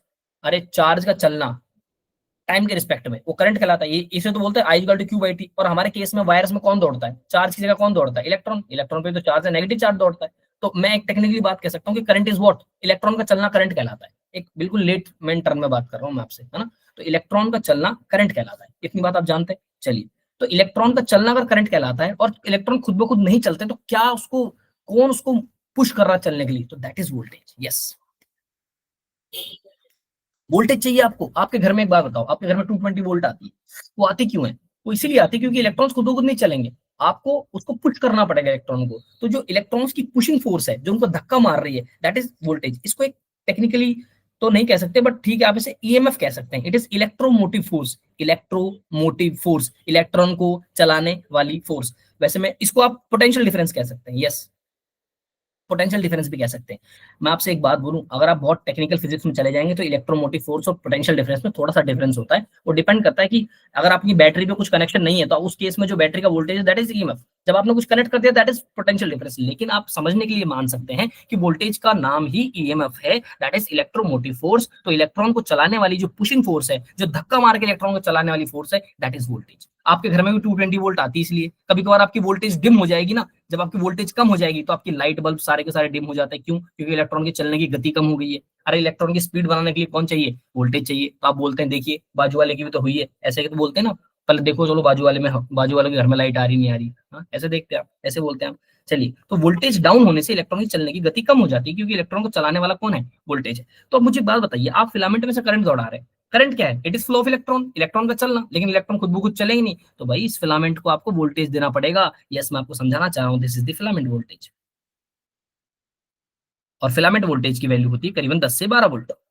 Yes, filament को गर्म करने के लिए उसमें से करंट दौड़ाना पड़ता है। उस करंट की वैल्यू है 3 से 5 एम्पियर। और उस करंट को दौड़ाने के लिए आपको वोल्टेज चाहिए, क्योंकि करंट का मतलब है इलेक्ट्रॉन का चलना। और इलेक्ट्रॉन को खुद ब खुद इलेक्ट्रॉन चलेंगे नहीं, तो उनको धक्का मार के चलाने वाला चाहिए हमें वोल्टेज। और उस वोल्टेज की वैल्यू होती है 10 से 12 वोल्ट। बहुत बढ़िया। अब आपने क्या किया? आपने इलेक्ट्रॉन्स निकाल लिए। बहुत बढ़िया। होता क्या है, इलेक्ट्रॉन्स तो आपने निकाल लिया, अब आप क्या करोगे इलेक्ट्रॉन्स का? यहीं पे हम पनीर भुर्जी तो बनाएंगे नहीं, इनका इनको चलाना पड़ेगा, इनको चलाना पड़ेगा। यस, और फिर वही बात आ गई, सर इलेक्ट्रॉन को चलाना है। यस, इलेक्ट्रॉन खुद ब खुद चलेंगे? बिल्कुल नहीं चलेंगे। क्या करें? अरे भाई वोल्टेज दो ना। तो यस, इन दोनों कैथोड और एनोड के बीच में आप पोटेंशियल डिफरेंस लगाते हैं, जिसको आप केवीपी कहते हैं। यस, वोल्टेज देते हैं, जिसे आप नॉर्मली वोल्टेज कहते हैं। ये केवीपी का मतलब है किलो वोल्ट पीक है। एक किलो वोल्ट पीक है भाई, क्योंकि ज्यादा बड़ा वोल्टेज है तो आपने नाम दिया किलो वोल्ट।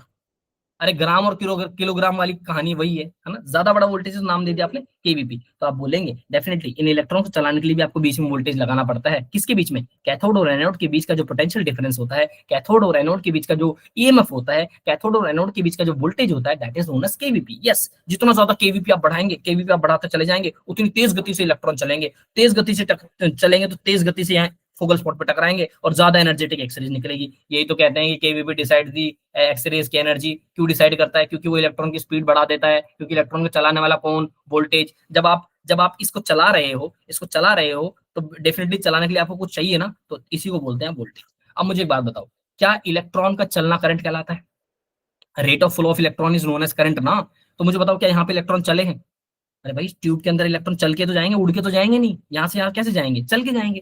और जब चल के जाएंगे तो आप कुछ तो नाम दोगे, इलेक्ट्रॉन चले हैं कुछ तो नाम दोगे, कुछ करंट तो बोलोगे। तो यस, इसी को बोलते हैं एमए। एमए मतलब ट्यूब करंट। ये एमए है, मिली एम्पियर, छोटा करंट है। इलेक्ट्रॉन चले हैं, कुछ तो नाम देना पड़ेगा ना आपको। भाई इलेक्ट्रॉन रुके होते हैं, नहीं चल रहे हो तो आप कुछ नाम नहीं देते, क्योंकि चलना, इलेक्ट्रॉन का चलना तो करंट है, तो आप कुछ तो नाम दीजिए। ये ट्यूब के अंदर है तो नाम दे दिया मैंने ट्यूब करंट। तो व्हाट इज एमए? इलेक्ट्रॉन का चलना, इलेक्ट्रॉन ट्यूब के अंदर चल रहा है तो आपसे नाम दे दिया आपने एमए, है ना। और उनको चलाने वाला कौन? Voltage, that is KVP. अरे हाँ या ना? ठीक है। कभी कभार क्या होता है, तो अब आपको यहाँ से क्या समझ में आता है? यहाँ से क्या समझ में आता है, मैं आपको ये कह सकता हूँ। आपको ये समझ में आता है, सर मुझे इतना जो समझ में आ रही है इन बातों से, इतनी बातों से मुझे समझ में आ रही है कि आप ये कह रहे हैं कि जो एमए है इसको आप बोलते हैं ट्यूब करंट, और ये जो केवीपी है इट इज द वोल्टेज। और voltage between cathode and anode, ऐसे सी एंड एन लिख दिया मैंने, कैथोड एंड एनोड। बहुत बढ़िया। लेकिन कभी कभार क्या होता है, ये लीजिए मान लिया आपके सामने मैंने फिलामेंट बना दिया, ये फोकसिंग कप बना दिया। कभी कभार क्या होता है कि वोल्टेज बहुत कम हो जाता है, यानी कैथोड, ये मान लीजिए एनोड है यहाँ पे और ये रहा कैथोड, तो इनके बीच का जो केवीपी है वो बहुत कम हो जाता है। अगर वोल्टेज कम हो जाता है तो इससे प्रॉब्लम क्या होता है कि इलेक्ट्रॉन की चलने की गति कम हो जाती है। जब गति कम हो जाती है तो यहाँ पे इकट्ठा होना शुरू हो जाते हैं। अरे बोलो भाई बोलो। तो इलेक्ट्रॉन्स का फिलामेंट के आसपास के हिस्से में इकट्ठा होना is known as space charge.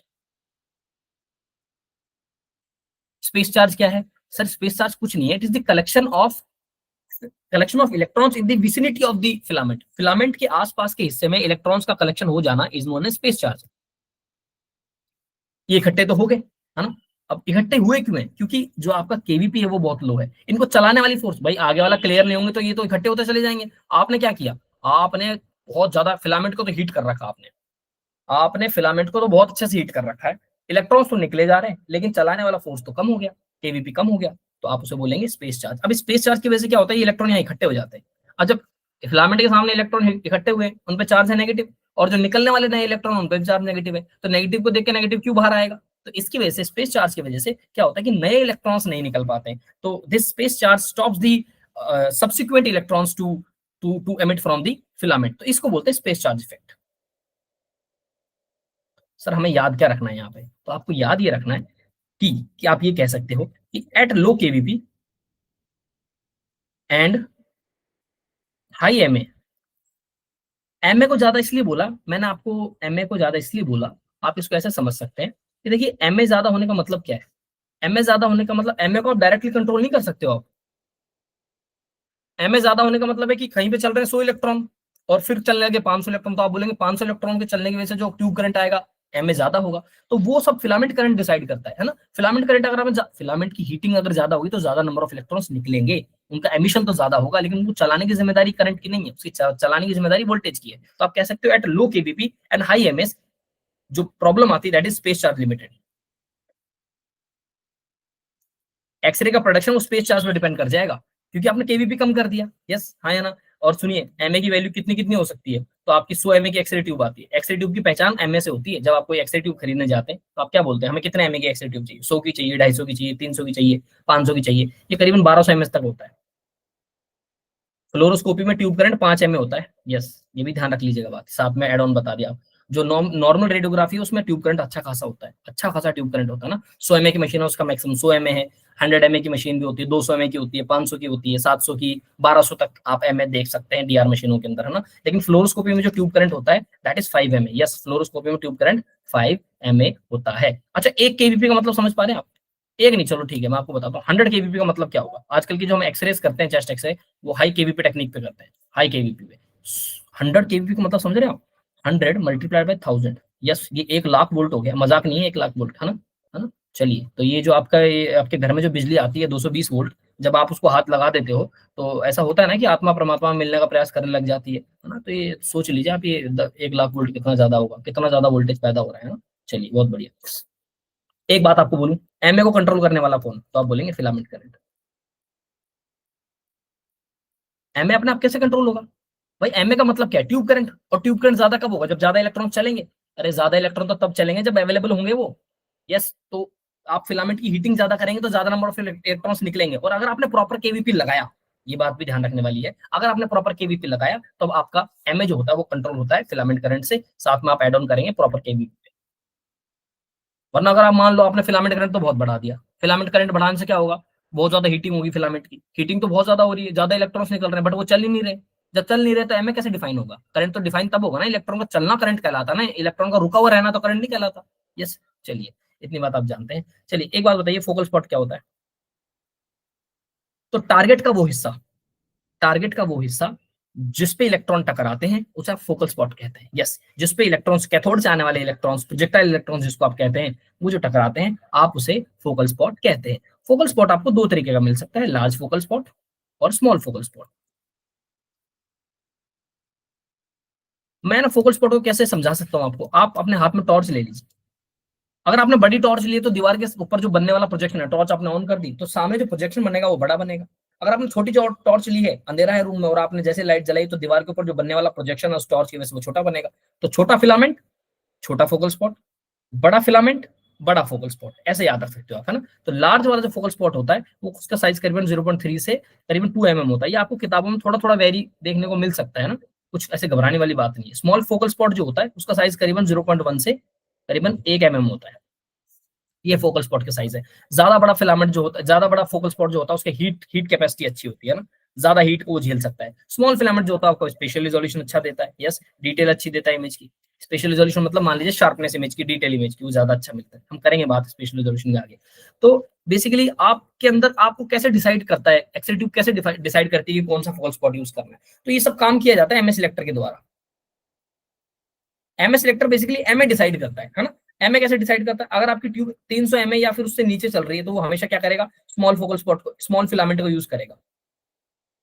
और स्मॉल फिलामेंट को यूज करेगा तो अरे छोटी टॉर्च, तो सामने जो बनने वाला फोकल स्पॉट होगा क्या होगा, स्मॉल फोकल स्पॉट। बोलो भाई। यस। चलिए अब बताओ मुझे, अगर आपकी एक्सरे ट्यूब 400 एमए या उससे ऊपर चल रही है तो ये हमेशा लार्ज फिलामेंट को सिलेक्ट करेगा। जब ये लार्ज फिलामेंट को सिलेक्ट करेगा तो लार्ज फिलामेंट के सामने बनने वाला फोकल स्पॉट क्या होगा, लार्ज फोकल स्पॉट। यस। बड़ी टॉर्च बड़ा फोकल स्पॉट, छोटी टॉर्च छोटा फोकल स्पॉट। ठीक है, कॉमन सी बात है, इसमें कोई ऐसा कुछ है नहीं। एक लाइन आपके लिए कह देता हूँ, focal spot is the actual X ray source. Focal spot जो है वही आपका एक्चुअल एक्सरे सोर्स है। यस, एक्सरेज निकलती कहाँ से है, फोकल स्पॉट से निकलती हैं, तो एक्सरेज निकलने का जो उद्गम स्थान है वो फोकल स्पॉट है। यस, और फोकल स्पॉट क्या होता है, तो फोकल स्पॉट जो होता है it is the area of the target struck by the electrons. Yes, चलिए इसको हम हटा देते हैं। चलिए बहुत बढ़िया, अब बात करते हैं एनोड के बारे में। एनोड आपको दो प्रकार के देखने को मिलते हैं। सर एनोड बना कैसे होता है, तो कॉपर, मोलिब्डेनम और ग्रेफाइट का बना हो सकता है, कोई दिक्कत नहीं है ना। तो जो आपके जो नॉर्मल स्टेशनरी एनोड्स होते हैं, जो रुके हुए एनोड्स होते हैं, वो कॉपर के बने होते हैं, जनरली कॉपर के बने होते हैं। ठीक है, और जो रोटेटिंग एनोड्स होते हैं उनमें मोलिब्डेनम ग्रेफाइट भी यूज करते हैं, हल्के होते हैं तो थोड़ा घूमने में ईजी रहता है ना, इसलिए। चलिए, और टारगेट जो होता है वो किसका बना होता है, ये ऐसे टारगेट इस पे चिपका होता है, ऐसा मान लीजिए। ये आपको मैं स्टेशनरी एनोड दिखा रहा हूँ ना। चलिए, अच्छा एक बात बताओ मुझे कि अगर रोटेटिंग एनोड बनाओगे आप, तो ये लीजिए मैंने आपके सामने रोटेटिंग एनोड बनाया है, ये लीजिए, ये रोटेटिंग डिस्क है एक। ठीक है, रोटेटिंग डिस्क मैंने बनाई है। तो इसमें जो टारगेट बना होता है किसका बना होता है, सर टंगस्टन का बना हुआ है। रेहिनियम डाल रखा है, यस रेहिनियम डाल रखा है मैकेनिकल स्ट्रेंथ बढ़ाने के लिए। ये एनोड स्टैम्प किसकी बनी है, मोलिब्डेनम की बनी है। ये किसका बना है, कॉपर का बना है। यस, ये पार्ट कॉपर का बना है। तो ये जो पूरी पूरी डिस्क होती है, दिस इज दी एनोड, और इस पे एक फोकल ट्रैक बना होता है, मतलब अगर सामने से देखेंगे ना तो फोकल ट्रैक बना होता है, वही होता है टंगस्टन का। ठीक है, तो जो रोटेटिंग एनोड होता है उसका फायदा होते हैं कुछ, ऑब्वियस सी बात है। रोटेटिंग नोड के फायदे क्या है भाई, आप ज्यादा ट्यूब करंट कंट्रोल कर सकते हैं, मतलब कंट्रोल इन द सेंस कि ज्यादा ट्यूब करंट पे काम कर सकते हैं, हाई एमए पे काम कर सकते हैं। रोटेटिंग एनोड वाले एक्सरे ट्यूब्स के अंदर ज्यादा एमए तक काम कर सकते हैं आप, है ना। हाई एमए आपको क्या करती है, पॉसिबल करती है। एक्सपोजर टाइम्स को आप छोटा से छोटा रख सकते हो, छोटा छोटा एक्सपोजर टाइम आप रख सकते हो। ठीक है, और तीसरी बात होती है हीट का डिसिपेशन बहुत बढ़िया होता है, हीट डिसिपेशन बहुत फास्ट होता है। यस, अरे मेन गेम ही हीट डिसिपेशन का है। तो रोटेटिंग एनोड में क्या हो रहा है कि वो रोटेट करती जा रही है, तो हीट का डिसिपेशन बड़े एरिया पे फैल जा रहा है, एरिया भी बड़ा होता है ना रोटेटिंग एनोड का, उससे हीट का डिसिपेशन ज्यादा होता है। ठीक है, चलिए अब मुझे एक बात बताइए आप, कि आपने टंगस्टन को ही क्यों यूज किया। टंगस्टन की खास बातें, सर दो बातें खास है। टंगस्टन W72, अरे हाँ या ना, एटॉमिक नंबर। चलिए, टंगस्टन के बारे में, उसका एटॉमिक नंबर ज्यादा है। एटॉमिक नंबर ज्यादा होने से दो बातें हो रही है, एक्सरेज का नंबर भी ज्यादा निकालता है ये, और दूसरा एक्सरेज की एनर्जी भी ज्यादा निकालता है। यस, तो एफिशिएंसी ऑफ एक्सरे ज्यादा होती है, एक बात होगी। दूसरी बात, इसकी थर्मल कंडक्टिविटी बहुत अच्छी होती है, मतलब हीट को डिसिपेट करने की जो क्षमता है इसकी अच्छी है, करीबन करीबन बराबर है कॉपर के, है ना, अच्छा है। और इसका तीसरी बात, मेल्टिंग पॉइंट बहुत अच्छा है। सर कॉपर ही यूज कर लेते हैं, लेकिन वही कॉपर का मेल्टिंग पॉइंट 1100 डिग्री सेल्सियस के आसपास है ना, सब पिघल जाएगा। लेकिन जो आपका टंगस्टन है उसका मेल्टिंग पॉइंट करीबन 3400 डिग्री सेल्सियस के आसपास है। तो high melting point of tungsten भी एक मेजर कारण है कि आप टंगस्टन को ही यूज कर रहे हैं एज अ टारगेट भी और एज अ फिलामेंट भी। एटॉमिक नंबर ज्यादा होने से एक्सरेज का नंबर ज्यादा निकालता है, एक्सरेज की एनर्जी भी ज्यादा होती है। थर्मल कंडक्टिविटी मतलब हीट को डिसिपेट करने की जो क्षमता है, हीट को निकालने की जो क्षमता है, वो बहुत अच्छी है। किसकी, किसकी, कॉपर की। चलिए इसको हटाइए साइड में, अब मैं बात करते हैं लाइन फोकस प्रिंसिपल के बारे में। ये लीजिए आपके सामने एक डायग्राम बना दिया मैंने, और ये रहा फिलामेंट, और ये रहा फोकसिंग का, और यहाँ से आने वाले इलेक्ट्रॉन्स। तो लाइन फोकस प्रिंसिपल के तहत आप क्या करते हैं बेसिकली, आप, मैं एक लाइन में बोलूंगा लाइन फोकस प्रिंसिपल का मतलब क्या है। एनोड को एंगल देना है ना, एनोड को एंगल देना is known as line focus principle, बस। अब आपको ज्यादा इस पर रिसर्च नहीं करनी है, ये वो स्टेटमेंट इधर उधर की बातें हैं, ज्यादा रिसर्च वाले बच्चों के लिए कोर्स नहीं है भाई। मैं फिर कह रहा हूँ, आपको रिसर्च करनी है तो आप भाई यहाँ से जा सकते हैं, नहीं कोई इशू नहीं है ना, रिसर्च नहीं करनी है। अगर कुछ चीजें समझनी है, कुछ चीजें रखनी है ना, पीएचडी नहीं करनी है ना, कुछ बच्चे ज्यादा पीएचडी में घुस जाते हैं ना, तो पीएचडी नहीं करनी है ना। तो मैं आपको बोल रहा हूँ एनोड को एंगल देना लाइन फोकस प्रिंसिपल कहलाता है, बस बात ही खत्म। सर एनोड को एंगल देने से क्या सेंस होगा, देखो ये मान लीजिए इलेक्ट्रॉन की बीम आगे टकराई है, यहाँ से आई है, ऐसा ये टकराई है, ठीक है। एनोड को एंगल देने से फायदे हैं आपके बहुत सारे। चलिए ये टेबल है और ये लेटा है पेशेंट, जूते पहनाते पेशेंट को, अरे जूते पहना के एक्सरे करते हो, हटाओ जूते। यस, चलिए ये लीजिए। तो लाइन फोकस प्रिंसिपल के तहत हम क्या करते हैं, बेसिकली देखिए ट्यूब की बहुत बड़ी दुश्मन जो है ना वो हीट है, हीट की बहुत बड़ी प्रॉब्लम है। तो कि होता क्या है कि लाइन फोकस प्रिंसिपल के तहत हम क्या करते हैं, एनोड को एंगल देते हैं।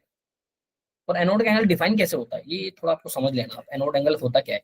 तो अगर मान लीजिए ये बीम निकल रही पूरी बीम, इसकी एक सेंट्रल बीम ऐसी यहीं से होगी, सेंट्रल बीम ये लीजिए, ये सेंट्रल बीम होगी, मैंने सेंट्रल में बनाई नहीं है लेकिन आप समझ जाएंगे बात, ये सेंटर में ही है। इसको आप बोलेंगे सेंट्रल एक्स है, इसकी सेंट्रल वाली बीम है। इसको अगर आप ऊपर एक्सटेंड करेंगे ना, ये लीजिए ये बना दी मैंने, ये वाली ये ऊपर जाके ऐसे होगी, तो इनके बीच का एंगल जो है ना दिस इज थीटा, इसी को आप एनोड एंगल बोलते हैं। मतलब जो टारगेट सरफेस है, ये टारगेट का सरफेस है, ये टारगेट का सरफेस हो गया, और सेंट्रल एक्सरे जो सेंट्रल बीम है, सेंट्रल बीम उसके बीच का जो एंगल है this is known as anode angle. इसे टारगेट एंगल भी बोलते हैं आप।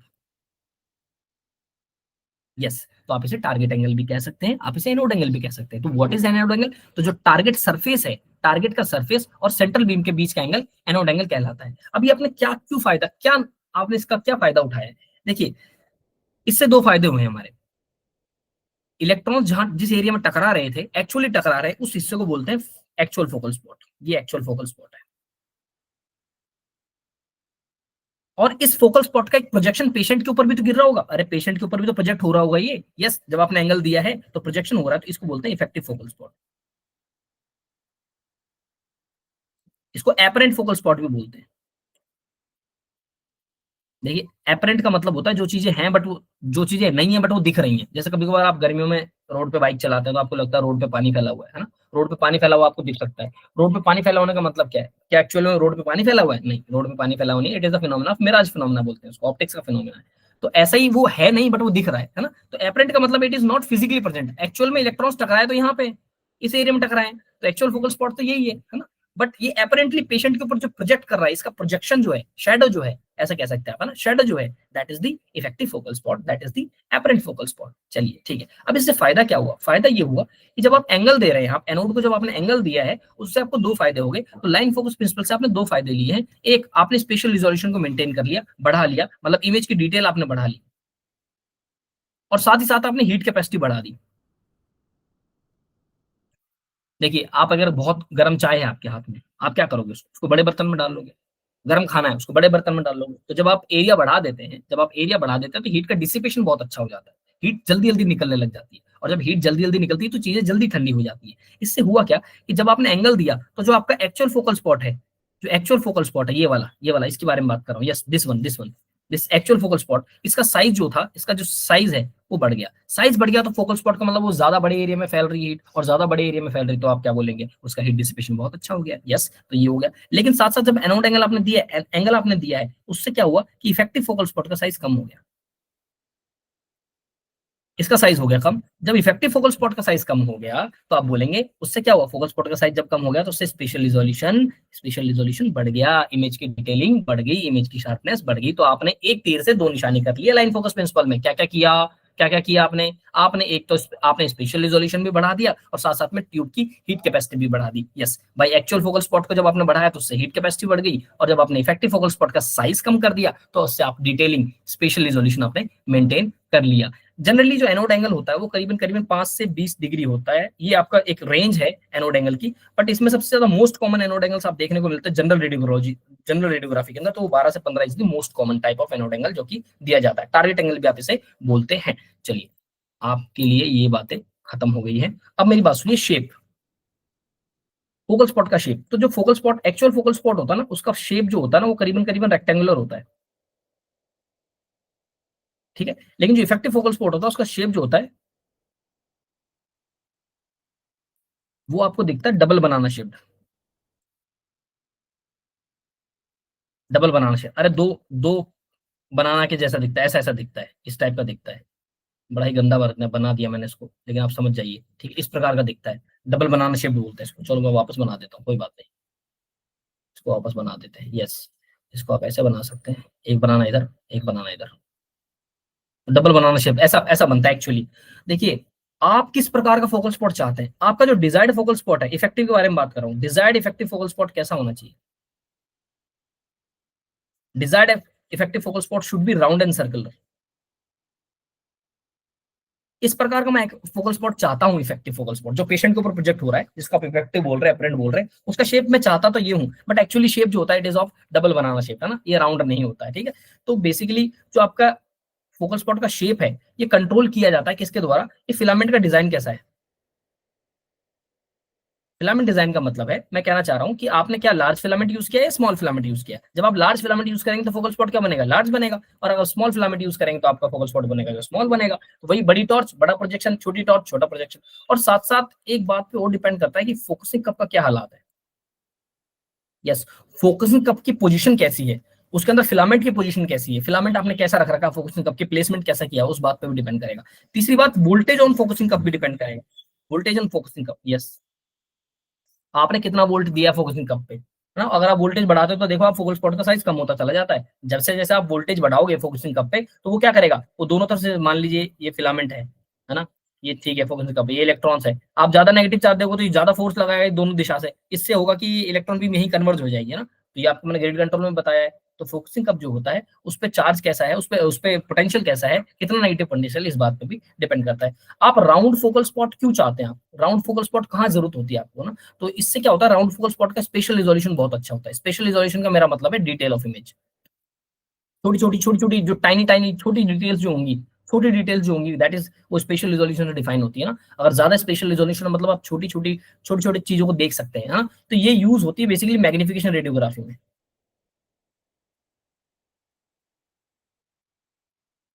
मैग्निफिकेशन रेडियोग्राफी के अंदर राउंड फोकल स्पॉट रिक्वायर्ड होता है, यस। और मैमोग्राफी में, मैमोग्राफी में आपको स्पेशल रिजोल्यूशन बहुत अच्छा चाहिए, क्योंकि आप मैमोग्राफी के अंदर छोटे छोटे माइक्रो कैल्सिफिकेशन को आपको डिटेक्ट करना होता है। These are the science of breast cancer, है ना। तो ब्रेस्ट टिश्यूज के अंदर आप मैमोग्राफी के अंदर आपको स्पेशल रिजोल्यूशन बहुत अच्छा चाहिए, है ना।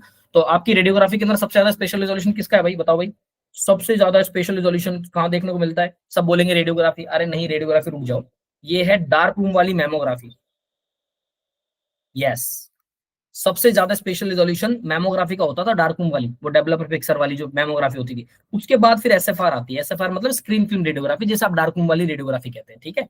अरे समझ में आ रही बात। स्पेशल रिजोल्यूशन सबसे ज्यादा डार्क रूम वाली मैमोग्राफी का है, उसके बाद फिर आपकी आती है डार्क रूम वाली रेडियोग्राफी, उसके बाद कहीं आपका नंबर सीटीवीटी का आता है, ठीक है। एमआरआई का स्पेशल रिजोल्यूशन अच्छा नहीं है एज कम्पेयर टू सीटी, यस, एमआरआई का कॉन्ट्रास्ट रिजोल्यूशन बहुत अच्छा है, ठीक है। तो ज्यादा अच्छा स्पेशल रिजोल्यूशन सबसे बेस्ट अगर ऑप्शन में हो तो आप बोलेंगे मैमोग्राफी, कौन सी वाली, वो डार्क रूम वाली मैमोग्राफी। आज वाली मैमोग्राफी के बारे में बात नहीं कर रहा, डिजिटल मैमोग्राफी के बारे में बात नहीं कर रहा, डार्क रूम वाली mammography, screen film mammography, SFM लिख सकते हो आप ना। स्क्रीन फिल्म मैमोग्राफी, उसका स्पेशल रिजोल्यूशन सबसे ज्यादा होता है, यानी स्क्रीन फिल्म रेडियोग्राफी का उसके बाद होता है। अगर ऑप्शन में स्क्रीन फिल्म रेडियोग्राफी तो आप वही बात करेंगे, है ना। चलिए, अब एक रिलेशन में आपके सामने लिख देता हूँ कि जैसे जैसे आप एनोड एंगल को आप कम करते हैं, वैसे वैसे आपका इफेक्टिव फोकल स्पॉट का साइज जो होता है वो कम हो जाता है, ठीक है। ऐसा आप कैसे समझ सकते हैं आप, एनोड एंगल कम करने का मतलब क्या है, पहले तो आप ये समझो एनोड एंगल कम करने का मतलब क्या है। ये लीजिए, ये सेंट्रल बीम है, ये सेंट्रल बीम है, और इसी को तो आप क्या बोल रहे हैं, चलिए आपके लिए फिर से कलर में चेंज कर देता हूँ, ठीक है। ये एंगल ही तो थीटा है। कम करने का मतलब क्या है, ये तो यही रहेगी, इसको मतलब इस टारगेट को ना आपको इधर मूव करना पड़ेगा। जब आप इस दिशा में मूव करेंगे इस टारगेट को, तो आपने इस एंगल को क्या कर देंगे, जैसे मान लीजिए ये स्थिति कर देंगे आप, स्टीप कर देंगे आप ज्यादा, तो क्या हुआ, इसका एंगल थोड़ा कम हो गया। ये तो मैंने बनाने में तो आपको ऐसा दिख रहा है, मतलब अगर आप ऐसा टारगेट बनाएंगे कोई, तो आप देखेंगे इसके बीच में एनोड एंगल ज्यादा है, ज्यादा है ना, क्योंकि देखो ये जो एंगल, ये जो टारगेट सरफेस है ये ज्यादा इस दिशा में आ गया। लेकिन अगर आपने इस तरह का कोई बना दिया तो आप देखेंगे कि ये जो एंगल है ये कम हो गया, है ना। तो इसका मतलब कि आप जब स्टीप करते हैं, आप स्टीप मतलब ज्यादा, जैसे इसको आप ऐसे समझ सकते हैं कि कोई कहीं पे चढ़ाई होती है तो उसके हिसाब से आप स्टीपनेस को डिफाइन कर सकते हैं ना। तो ये वाला area it is less steep. तो एनोड एंगल कम करने का मतलब क्या है कि आप एनोड को और स्टीप कर रहे हो, स्टीपर कर रहे हो ना, ज्यादा खड़ी चढ़ाई जैसे कह सकते हैं ना, ऐसा ऐसा कर रहे हो आप, ज्यादा स्टीप बना रहे हो आप इसे ना। तो जब आप एनोड एंगल कम करते हैं मतलब you are making the anode more steeper, उसके से क्या होता है, इफेक्टिव फोकल साइज बहुत कम हो जाता है। सर ये तो बहुत फायदे की बात है। इफेक्टिव फोकल स्पॉट साइज अगर कम हो जाएगा तो क्या हमारा एसआर बढ़ जाता है, क्या हमारा स्पेशल रिजोल्यूशन बढ़ जाता है, क्या हमारी डिटेलिंग बढ़ जाती है? अरे भाई रुको भाई, सिर्फ यही रिलेशन नहीं है। आपकी प्रॉब्लम क्या है कि जब आप एनोड एंगल बहुत छोटा यूज करते हो तो आपका एफओवी लिमिट हो जाता है। यस, एफओवी जो होता है वो लिमिट हो जाता है, एरिया कवरेज का इशू आ जाता है। अरे जिस पार्ट का एक्सरे कर रहे हो उसका पूरा पार्ट तो एक्सरे, आधा एब्डोमेन देते हो क्या आप? आधा चेस्ट एक्सरे करोगे क्या? हाँ, या आधा आधा टांग की एक्सरे करोगे आप? आधा टीबिया का एक्सरे करोगे? नहीं ना। तो भाई एरिया कवरेज नाम की भी कोई चीज होती है। यस। और प्रॉब्लम क्या है, अगर आप बहुत ज्यादा एनोड एंगल कम करते हो ना तो उससे क्या होता है, इफेक्टिव फोकल स्पॉट साइज कम तो होता चला जाता है, आपको रेजोल्यूशन तो सही मिलेगा लेकिन एफओवी कम हो जाएगा। तो आप बोल सकते हैं एनोड एंगल जब कम होता है तो उससे एफओवी कम हो जाता है, फील्ड ऑफ व्यू कम हो जाता है, एरिया कवरेज कम हो जाता है। आ रही बात समझ में?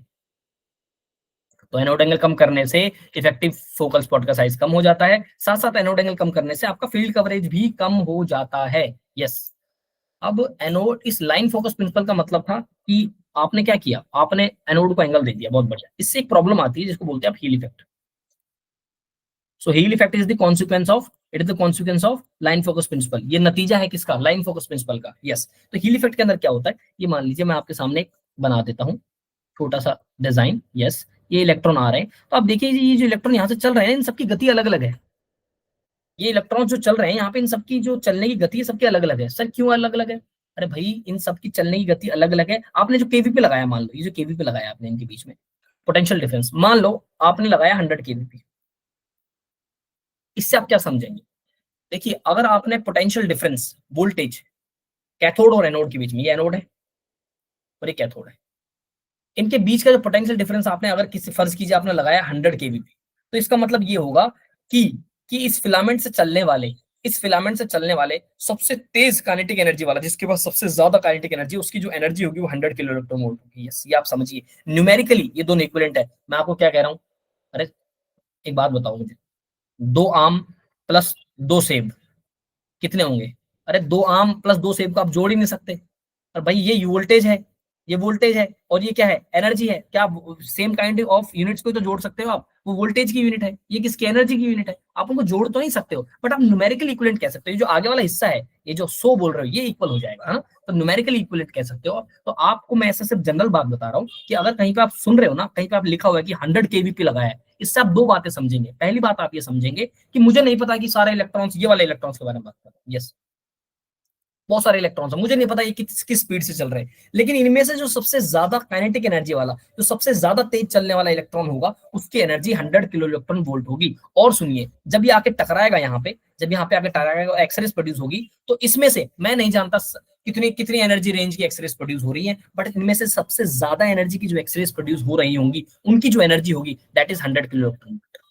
ये बातें आपको इसमें ध्यान रखनी है कि 100 किलो इलेक्ट्रॉन वोल्ट जो है, 100 किलो इलेक्ट्रॉन वोल्ट जो है, आप उससे क्या डिफाइन करेंगे, क्या पता करेंगे उससे? तो आपने 100 केवीपी से आपने दो बातें निकाली कि इलेक्ट्रॉन के चलने की, जो जो इलेक्ट्रॉन चलेंगे, इनकी जो सबसे तेज गति होगी वो होगी 100 किलो इलेक्ट्रॉन वोल्ट, एनर्जी की यूनिट है ना। और जो एक्सरे सबसे मैक्सिमम एनर्जी वाली निकलेगी that will be 100 kilo electron volt. अब सुनिए होता क्या है, इनकी चलने की गति अलग अलग है, तो ये अलग अलग अलग लेवल पे जाके इंटरेक्ट करते हैं नोड के अंदर। कोई इलेक्ट्रॉन ज्यादा अंदर तक इंटरेक्ट कर रहा है, कोई बाहर तक इंटरेक्ट कर रहा है। अब इससे प्रॉब्लम क्या होती है? इससे प्रॉब्लम ये होती है कि जो इलेक्ट्रॉन ज्यादा अंदर तक इंटरेक्ट किया और जब वो निकला है, तो उसका इतना हिस्सा तो एनोड के अंदर ही ट्रेवल हो गया। और जो यहाँ से निकला, मान लो यहाँ से निकल रहा है, एक यहाँ से निकल रही है एक्सरे, यहाँ से निकल रही है, यहाँ से निकल रही है, तो आप अगर कंपेयर करेंगे तो ये हिस्सा हो गया कैथोड की तरफ का और ये हिस्सा हो गया एनोड की तरफ का। तो जो एनोड की तरफ वाली जो एक्सरेज निकल रही है, उनका इतना सारा हिस्सा, तो एनर्जी तो इसी में लॉस हो जा रही है, क्योंकि ये एनोड के अंदर ही चल रही है। कुछ तो एनर्जी भाई मेटल के अंदर चल रही है, अपनी एनर्जी लॉस तो करेंगी। तो आप देखेंगे कि एनोड साइड की जो एक्सरेज, उनकी इंटेंसिटी जो हुई वो क्या हो जाएगी, कम हो जाएगी, उनकी एनर्जी कम हो जाएगी, है ना, उनका नंबर भी कम रहेगा। तो आप बोलेंगे, और कैथोड साइड तरफ जो होगी इसके कंपेयर में, इस एनोड के कंपेयर में कैथोड साइड की इंटेंसिटी बढ़ जाएगी, क्योंकि इसका देखो, इसमें सिर्फ इतना ही ट्रेवल करना पड़ रहा है इसको, इस हिस्से में सिर्फ इतना ही ट्रेवल करना पड़ रहा है, और दूसरे हिस्से में क्या करना पड़ रहा है, आपको इतना ज्यादा ट्रेवल करना पड़ रहा है। तो डेफिनेटली आप एक लाइन इसमें जो लिख सकते हैं हील इफेक्ट के अंदर, तो आप कह सकते हैं एनोड साइड में इंटेंसिटी कम हो जाती है एक्सरेज की। ये बात ध्यान रखना आपको, ठीक है? दूसरी बात जो हील इफेक्ट की वजह से प्रॉब्लम आती है, वो आती है फोकल स्पॉट साइज की वजह से। कौन सा size? Effective focal spot size. तो दूसरी बात आपको याद रखनी है कि हील इफेक्ट की वजह से एक तो एनोड साइड में इंटेंसिटी कम होगी, और दूसरी focal spot, effective focal spot का साइज जो है वो भी कम हो जाता है एनोड साइड में। यस, एनोड साइड में इफेक्टिव फोकल स्पॉट का साइज भी कम हो जाता है। यानी इस तरफ, इस हिस्से में, ये एनोड का हिस्सा हो गया, ये कैथोड का हिस्सा हो गया, इस तरफ में बनने वाले जो फोकल स्पॉट होंगे वो थोड़े छोटे होंगे एज कम्पेयर टू इस तरफ के हिस्से में। यानी तो कैथोड के अंदर बड़े लार्ज फोकल स्पॉट बनते हैं ना, और एनोड की तरफ जो बनते हैं वो स्मॉल फोकल स्पॉट बनते हैं। अब मेरी बात सुनिए, एक बात और आपको बता रहा हूं मैं कि है हील इफेक्ट का क्या क्या फर्क पड़ेगा। तो हील इफेक्ट जो है, हील इफेक्ट आपको ज्यादा कब देखने को मिलेगा? हील इफेक्ट आपको ज्यादा देखने को मिलेगा जब आपका एनोड एंगल क्या होगा, कम होगा। एनोड एंगल कम होने का मतलब वो स्टीप ज्यादा होगा। यस, ज्यादा स्टीप होगा तो ज्यादा आपको हील इफेक्ट देखने को मिल सकता है। और सुनिए, जब आप छोटे एसआईडी पे काम करोगे ना, source to image receptor distance अगर कम होगा तो आप देखने को डेफिनेटली आपको हील इफेक्ट ज्यादा मिलेगा। यानी ये जो मान लीजिए एक्सरे ट्यूब है और ये आपका इमेज रिसेप्टर की दूरी है, तो ये जो एसआईडी होगा अगर ये बहुत छोटा होगा, ये कम होगा, तो डेफिनेटली आपको हील इफेक्ट ज्यादा देखने को मिलेगा। तीसरी बात जो आपको देखने को मिलेगी, तो अगर आप लार्ज फील्ड साइज पे काम कर रहे हैं, बड़े कैसेट यूज कर रहे हैं आप, 14-17 वाली मान लो, 14-17 वाली कैसेट यूज कर रहे हैं ना, बड़ा एरिया आपने खोल दिया, तो लार्ज फील्ड साइज, अगर फील्ड साइज ज्यादा है तो आप देखेंगे हील इफेक्ट भी ज्यादा देखने को मिलेगा। हील इफेक्ट ज्यादा होने का मतलब क्या है? हील इफेक्ट ज्यादा होने का मतलब है कि कैथोड और एनोड के बीच के जो इंटेंसिटी का डिफरेंस है वो बहुत ज्यादा होता है। मान लीजिए एक केस के अंदर आपने एसआईडी यूज किया 100 फॉर एग्जांपल, है ना, उस केस में एनोड की तरफ इंटेंसिटी थी 70% और कैथोड की तरफ थी 110%, तो आप इन दोनों के बीच में डिफरेंस देखेंगे 40 हो गया। तो इस समय ये जो हील इफेक्ट है वो इतना है। एक एक केस और मानते हैं हम, मान लीजिए आपने डिस्टेंस बढ़ा के 120 सेंटीमीटर कर दिया, एसआईडी डिस्टेंस जो है वो आपका क्या किया आपने, एसआईडी डिस्टेंस जो है आपने कम कर दिया, मतलब 80 सेंटीमीटर कर दिया, यस 80 सेंटीमीटर कर दिया। जैसे आप 80 सेंटीमीटर करेंगे, 100 से आपने एसआईडी कम कर दिया, आपका हील इफेक्ट बढ़ जाएगा। मतलब इस केस के अंदर इधर हो सकता है, इधर इंटेंसिटी हो जाए 60 और इस तरफ हो जाए 120, तो इन दोनों के बीच का जो डिफरेंस देखेंगे आप, ये तो बढ़ गया ना, ये 60 का डिफरेंस हो गया। तो इस 60 का जो डिफरेंस, इन दोनों के बीच का जो डिफरेंस है वो बढ़ जाएगा ना। इंटेंसिटी के बीच का जो डिफरेंस अगर बढ़ेगा तो आप बोलेंगे हील इफेक्ट बढ़ गया है। तो एनोड और कैथोड के बीच के इंटेंसिटी का अगर डिफरेंस बढ़ेगा तो आप बोलेंगे हील इफेक्ट बढ़ गया है। हील इफेक्ट के फायदे भी हैं बहुत ज्यादा, मतलब हमने आपदा को अवसर में बदल लिया। कैसे? तो हम जब चेस्ट एक्सरे करते हैं, सीएक्सआर करते हैं, तो हम ध्यान रखते हैं कि एनोड को कहाँ रखना है, कैथोड को कहाँ रखना है। तो बेसिकली कैथोड जो होगा वो आपको चेस्ट एक्सरे के दौरान कहाँ होगा, डाउन साइड में होगा, एब्डोमेन की तरफ होगा। अगर आप एब्डोमेन एक्सरे करते हैं, एएक्सआर लिखा मैंने आपको, तो उसके इसके अंदर आप एनोड और कैथोड को कैसे लिखेंगे, तो कैथोड जो आपको अप साइड में होगा। ज्यादा इंटेंसिटी जहां पे चाहिए, जहां ज्यादा एनर्जेटिक एक्सरे चाहिए, ज्यादा नंबर ऑफ एक्सरे चाहिए, तो आप बोलेंगे कैथोड को आप उसी तरफ रखेंगे। तो एब्डोमेन का जो ऊपर वाला पार्ट है that is more more difficult to penetrate, उस हिसाब से आप ऐसा रखते हैं। ठीक है। मैमोग्राफी में आप क्या खास बात करते हैं, तो मैमोग्राफी के अंदर आप क्या करते हैं, cathode is always towards the chest wall. Yes, chest wall की तरफ कैथोड को रखते हैं, वहां पे ज्यादा एक्सरे चाहिए आपको, है ना, वो ज्यादा एक्सरे चाहिए। मैमोग्राफी में एक चीज का और यूज करते हैं, उसे बोलते हैं आप tube tilt. Mammography X ray tube सीधी नहीं होती है, वो ट्यूब टिल्ट, वो टिल्टेड होती है, वो उससे और फायदा उठा लेती है। वो किस किस चीज का फायदा उठा लेती है, आप ही जानते हैं ना, हील इफेक्ट की वजह से दो इफेक्ट आते हैं। हील इफेक्ट की वजह से एक तो इंटेंसिटी कम हो जाती है एनोड की तरफ, और दूसरी क्या कम हो जाता है, फोकल स्पॉट साइज भी तो कम हो जाता है। और जब फोकल स्पॉट साइज कम होता है तो क्या रिजोल्यूशन मेंटेन होता है, रिजोल्यूशन ज्यादा होता है, स्पेशल रिजोल्यूशन ज्यादा हो जाता है। यस, इस ट्यूब की हेल्प से वो इफेक्टिव फोकल स्पॉट साइज को ओवरकम कर लेती है। यस, उससे आपका स्पेशल रिजोल्यूशन और मेंटेन हो जाता है। तो मैमोग्राफी में हील इफेक्ट का हम ये भी फायदा लेते हैं, एक्स्ट्रा फायदा ये लेते हैं कि हम ट्यूब को भी टिल्ट कर देते हैं। एनोड को टिल्ट करना इज अ डिफरेंट थिंग, है ना, एनोड को एंगल देना इज अ डिफरेंट थिंग, वो तो है ही है। ये ट्यूब को भी टिल्ट करती है। ट्यूब पता कैसे करती है, मान लीजिए मैमोग्राफी में एग्जांपल दे रहा हूं मैं, मान लीजिए 16 डिग्री का एनोड एंगल है, उसमें क्या करेगी, ऐड कर देगी 6 डिग्री का ट्यूब टिल्ट, तो टोटल जो टिल्ट हो गया वो तो बढ़ गया ना, तो 22 डिग्री का मिल गया आपको। उससे और ज्यादा क्या होगा, और ज्यादा क्या होगा, आप क्या बोलेंगे आप, है ना, उससे आपको बहुत बढ़िया रेजोल्यूशन देखने को मिलेगा। ठीक है, चलिए इसको आप हटा लीजिए। अच्छा ठीक है, एक बात है आपको मुझे करनी है, वो ऑफ फोकस रेडिएशन के बारे में करनी है।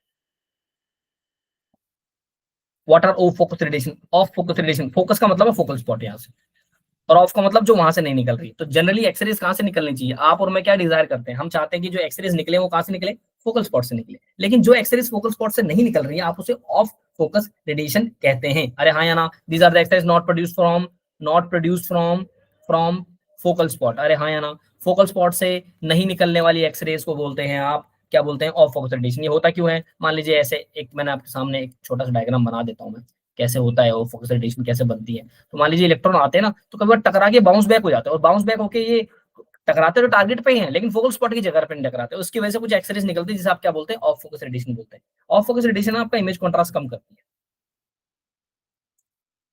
इमेज कॉन्ट्रास्ट कम करती है ऑफ फोकस रेडिएशन। यस, इससे क्या होता है,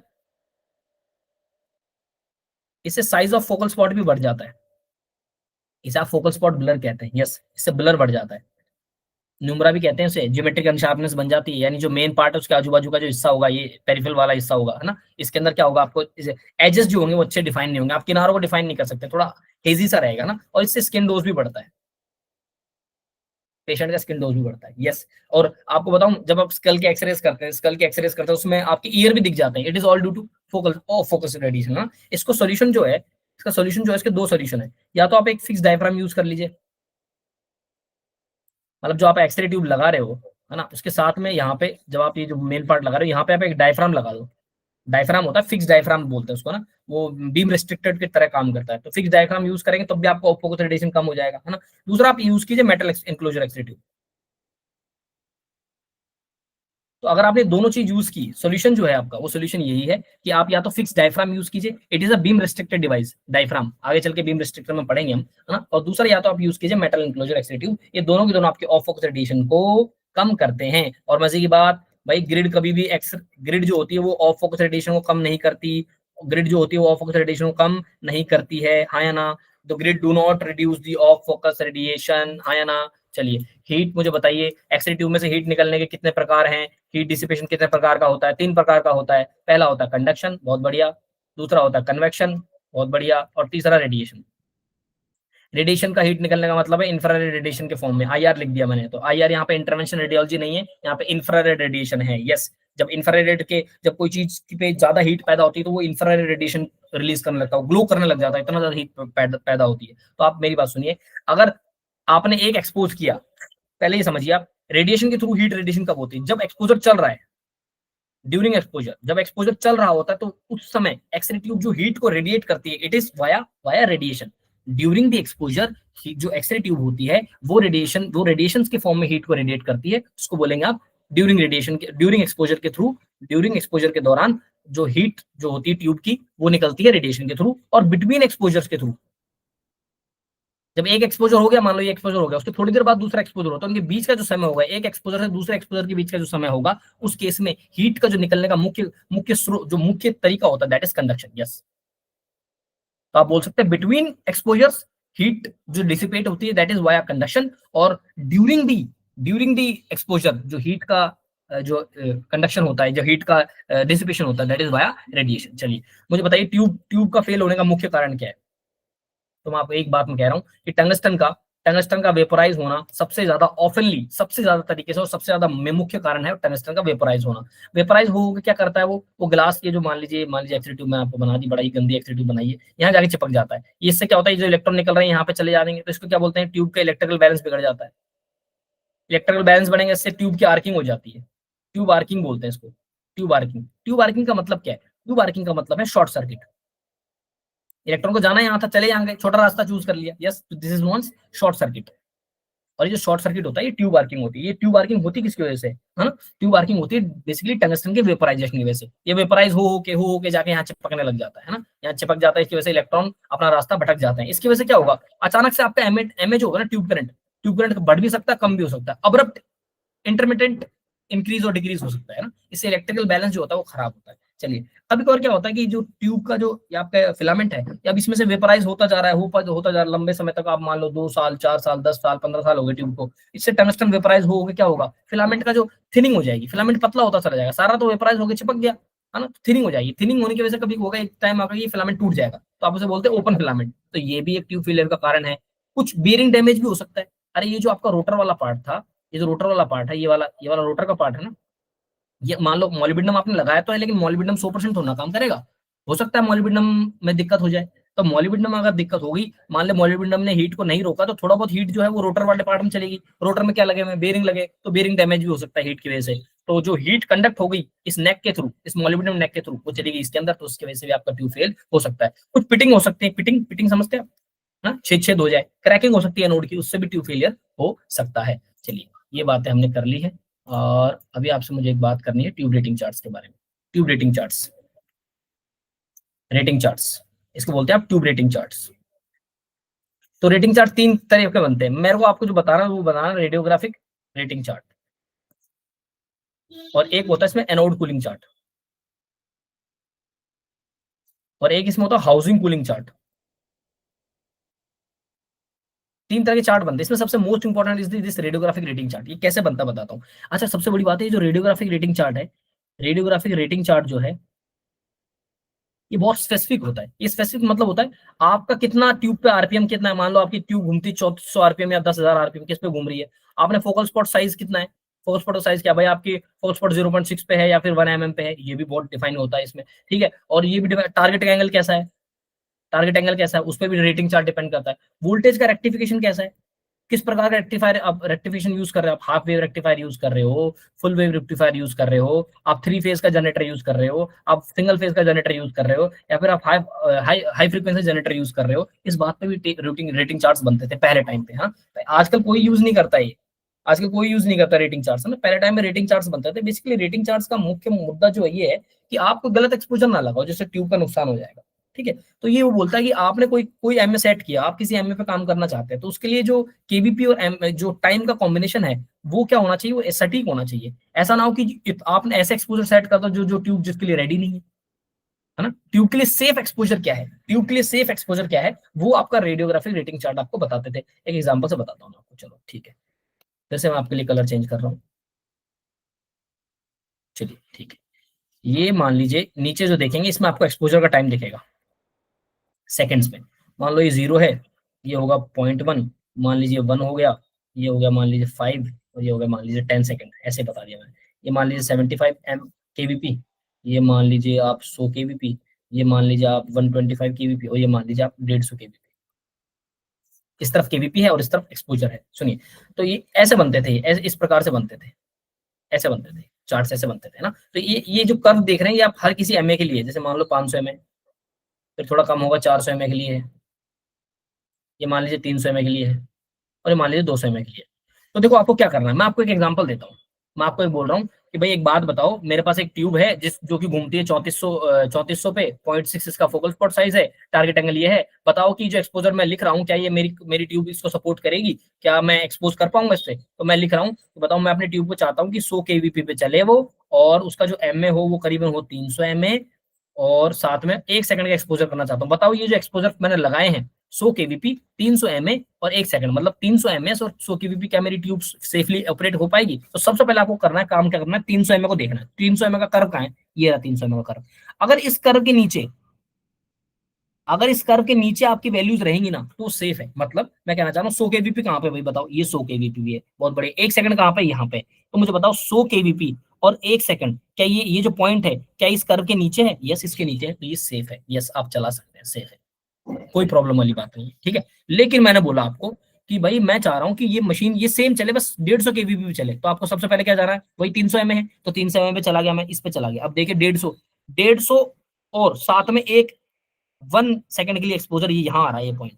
तो क्या इस कर्व के ऊपर है ये, यस इस कर्व के ऊपर है। This is not the safe, this is not safe for the tube, yes. तो अगर आपका एमए का जो कर्व है उसके नीचे अगर कोई चीज लाई कर रही है, उसके अगर नीचे कोई चीज है तो वो सेफ है। तो इसी को आप रेडियोग्राफिक रेटिंग चार्ट बोलते हैं। बस यही काम का है, इसमें अगर कुछ हो सकता है। एक एनोड कूलिंग चार्ट भी बनता है, वो ऐसे बनता है। ये लीजिए एनोड कूलिंग चार्ट, कितनी देर में एनोड ठंडा हो जा रहा है, बस दैट इज, तो चार्ट बनता है। तो देखिए इस एनोड पे कितना ज्यादा हीट एक्यूमुलेट हो रही है इसको भी हम डिसाइड करते हैं, हाँ। उसको हीट यूनिट्स के फॉर्म में बोलते हैं, उसको बोलते हैं एचयू। एचयू यहाँ पे हाउसफील्ड यूनिट नहीं है, ये हीट यूनिट्स है। क्या है, हीट यूनिट्स, यस। तो ये इस बात पे डिपेंड करता है कि हीट यूनिट कैसे डिफाइन करते हैं हम। वो कहते हैं केवीपी को आप मल्टीप्लाई करो M A multiplied by S. तो केवीपी को अगर आप मल्टीप्लाई कर दो एमएस से, सीधी सी बात है, केवीपी को मल्टीप्लाई कर दो एमएस से, जो भी आपने केवीपी रखा, जो भी आपने एमएस रखा, वो आपको बता देगा कितना हीट यूनिट पैदा होगी एनोड के ऊपर, कितनी हीट यूनिट पैदा होगी टारगेट के ऊपर, कितनी एनर्जी पैदा होगी। लेकिन ये फॉर्मुला सिर्फ और सिर्फ सिंगल फेज के जनरेटर के लिए, ऐसे लिखते हैं सिंगल फेज के जनरेटर, ठीक है। ये लाइन फ्रीक्वेंसी भी बोलते हैं, क्योंकि 3 फेज जनरेटर जो होते हैं ना, तो अगर आपको हीट यूनिट्स निकालनी है तो kVp multiplied by M S तो ठीक है, साथ साथ में आपको 1.4 से मल्टीप्लाई करना पड़ेगा in case of 3 phase generator या फिर हाई फ्रीक्वेंसी जनरेटर, क्योंकि 3 फेज और हाई फ्रीक्वेंसी के अंदर ज्यादा हीट पैदा होती है। Yes, more heat is generated in the 3 phase generator and high frequency generator, इसलिए एक ही 1.4 का फैक्टर आपको मल्टीप्लाई करना पड़ेगा। अगर आप हीट यूनिट्स निकालना चाहते हैं तो आप केवीपी को सीधा मल्टीप्लाई कर दो एमएस से। अगर आपका जनरेटर लाइन फ्रीक्वेंसी जनरेटर है, जिसको आप आमतौर पर सिंगल फेज का जनरेटर आप कहते हैं। अब सुनिए मेरी बात, एक एचयू, एक हीट यूनिट जो होती है वो 1 जूल के बराबर होती है। एक हीट यूनिट 1 जूल के बराबर होती है, अगर आप बात कर रहे हैं सिंगल फेज के बारे में। यस, आपका जनरेटर अगर सिंगल फेज है तो वो इसके बराबर है। लेकिन एक हीट यूनिट जो होगी, क्योंकि हीट ज्यादा पैदा होती है थ्री फेज और हाई फ्रीक्वेंसी में, तो ये 1.4 जूल के बराबर हो जाएगी। Yes, in case of three phase या फिर हाई फ्रीक्वेंसी जनरेटर, ये बात भी आपको ध्यान रखनी है। अरे हाँ या ना, ये हीट कितना हीट पैदा होगा इसको आप कंट्रोल कर सकते हो। चलिए 5 मिनट के लिए और आपका, मैं 5 मिनट और लगेंगे, जो थोड़ा एक फंडा और जो है। अब देखिए मेरी बात सुनिए, size of actual focal spot कौन डिसाइड करेगा? तो जो size of actual focal spot है, एक्चुअल फोकल स्पॉट कौन सा है भाई, ये देखो, ये जो यहाँ बनता है, ये जो टारगेट पे बनता है, that is the actual focal spot. उसका साइज डिसाइड करेगा लेंथ ऑफ फिलामेंट। सर ये तो बात सही है, अगर आप बड़ा फिलामेंट यूज करोगे तो बड़ा फोकल स्पॉट बनेगा एक्चुअल। यस, ये तो कॉमन बात है। दूसरी बात बताओ सर आप, ये विड्थ ऑफ फोकसिंग कब? सर आपने तो अभी बताया प्लेसमेंट ऑफ फिलामेंट, अरे वही, उसी का मतलब यही है, विड्थ ऑफ फोकसिंग कप, किस प्रकार का फोकसिंग कप यूज कर रहे हो। और तीसरी बात, वो वोल्टेज ऑन फोकसिंग कप, ये तो आप कर ही चुके हैं। मैं आपको यहाँ से एक डिफरेंस बताना चाह रहा हूँ कि इफेक्टिव का साइज और एक्चुअल के फोकल स्पॉट के साइज में डिफरेंस है। यस, तो आप बोलेंगे size of effective focal spot किस पर डिपेंड करता है? ये इफेक्टिव फोकल स्पॉट कहाँ बनता है? इसका जो प्रोजेक्शन बनता है नीचे, ये पेशेंट पे जो प्रोजेक्शन बनता है, this is the effective focal spot. और ये सिर्फ और सिर्फ डिपेंड करता है एनोड के एंगल पे। Yes, anode angle. और आप जानते हैं कि जब आप एनोड एंगल को कम करते हैं तो इफेक्टिव फोकल स्पॉट का साइज भी कम हो जाता है। ये बात हम कर चुके हैं। यस, और सुनिए मेरी बात, फोकल स्पॉट के साइज को मेजर करने के टूल्स आते हैं, focal spot size measuring tools आते हैं। इसके टूल्स के अंदर क्या क्या आता है? एक आता है पिन होल, पिन होल से नाप सकते हैं। एक स्लिट कैमरा आता है। एक जो आता है आपका वो स्टार पैटर्न आता है। और एक आता है आपका रिजोल्यूशन बार पैटर्न। तो फोकल स्पॉट के साइज को नापने के चार चार टूल्स है। हाँ, ये चार इक्विपमेंट्स है, यंत्र है ना। ये कैसे होते हैं? बेसिकली ये लेड का बना होता है, बीच में पार्ट जो होता है इसका, इससे आप एक्सरे निकाल सकते हैं। ये सारा लेड का बना होता है। ऐसे स्लिट बनी होती है, ऐसे ऐसे स्लिट वाली होती है। स्टार पैटर्न में स्टार बना होता है, इस तरह के स्टार बना होता है, उससे आप वो कर सकते हैं। ठीक है, रिजोल्यूशन बार पैटर्न में इस तरह के रिजोल्यूशन के पैटर्न बने होते हैं। ठीक है, इस तरह आप नाप सकते हैं। ठीक है, एक फिनोमेना आप देख सकते हैं, फोकल स्पॉट से रिलेटेड एक फिनोमेना आता है, उसको बोलते हैं आप फोकल स्पॉट थिनिंग और focal spot blooming. Yes, focal spot thinning and focal spot blooming.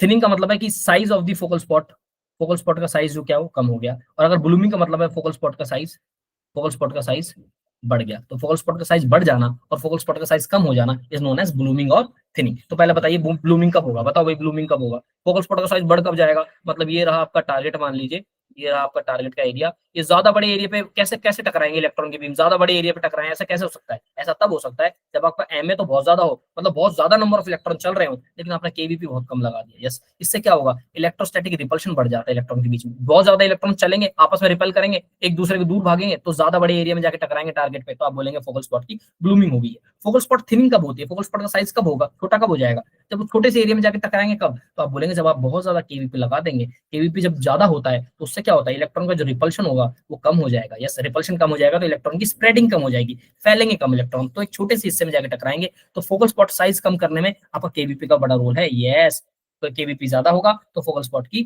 Thinning आपको देखने को मिल सकती है। चलिए बताइए, जो विंडो होती है वो किसकी बनी होती है? एक्सरे ट्यूब की जो विंडो होती है वो तो नॉर्मल किसकी बनी होती है? वो तो पायरस ग्लास की बनी होती है। लेकिन मैमोग्राफी में ऐसा नहीं होता। तो मैमोग्राफी में जो विंडो बनी होती है वो बनी होती है Z=4 बेरिलियम की, बेरिलियम की बनी होती है। ठीक है, और सुनिए बात, ये लीकेज रेडिएशन आपको बता दिया गया है। लीकेज रेडिएशन के बारे में और बता दूं आपको, एईआरबी डिसाइड करती है लीकेज रेडिएशन का, है ना। AERB is atomic energy regulatory board, atomic energy regulatory board. इसमें बता रखा ना इसने, less than 1 milligray air per hour, 1 घंटे में इससे ज्यादा रेडिएशन नहीं होना चाहिए। और कितने मीटर की दूरी पर नापा गया? 1 मीटर की दूरी पे। ठीक है, फ्रॉम दी, कहां से 1 मीटर की दूरी? फ्रॉम कहां से? फोकल स्पॉट से, फोकल स्पॉट से 1 मीटर की दूरी पे, है ना। और ट्यूब को ऑपरेट पता कब? टेक्निकली बता देता हूं आपको मैं। 125 केवी पे अगर आपने केवी पे रख दिया तो करीबन ट्यूब बता कितना, 3 से 5 मिली एम्पियर की सपोर्ट करेगी। इसके अंदर आपने कंटिन्यूस ऑपरेशन चलाया ट्यूब को, लगातार आपने एक्सरे ट्यूब को चलाया, उसमें आप फिर लीकेज रेडिएशन नापते हैं। इसका दूसरा तरीका बताया था, less than 100 milli roentgen per hour. अरे हाँ ना, 1 मिली ग्रे एयर, एक air kerma is equal to 1 milli roentgen, जानते ना आप।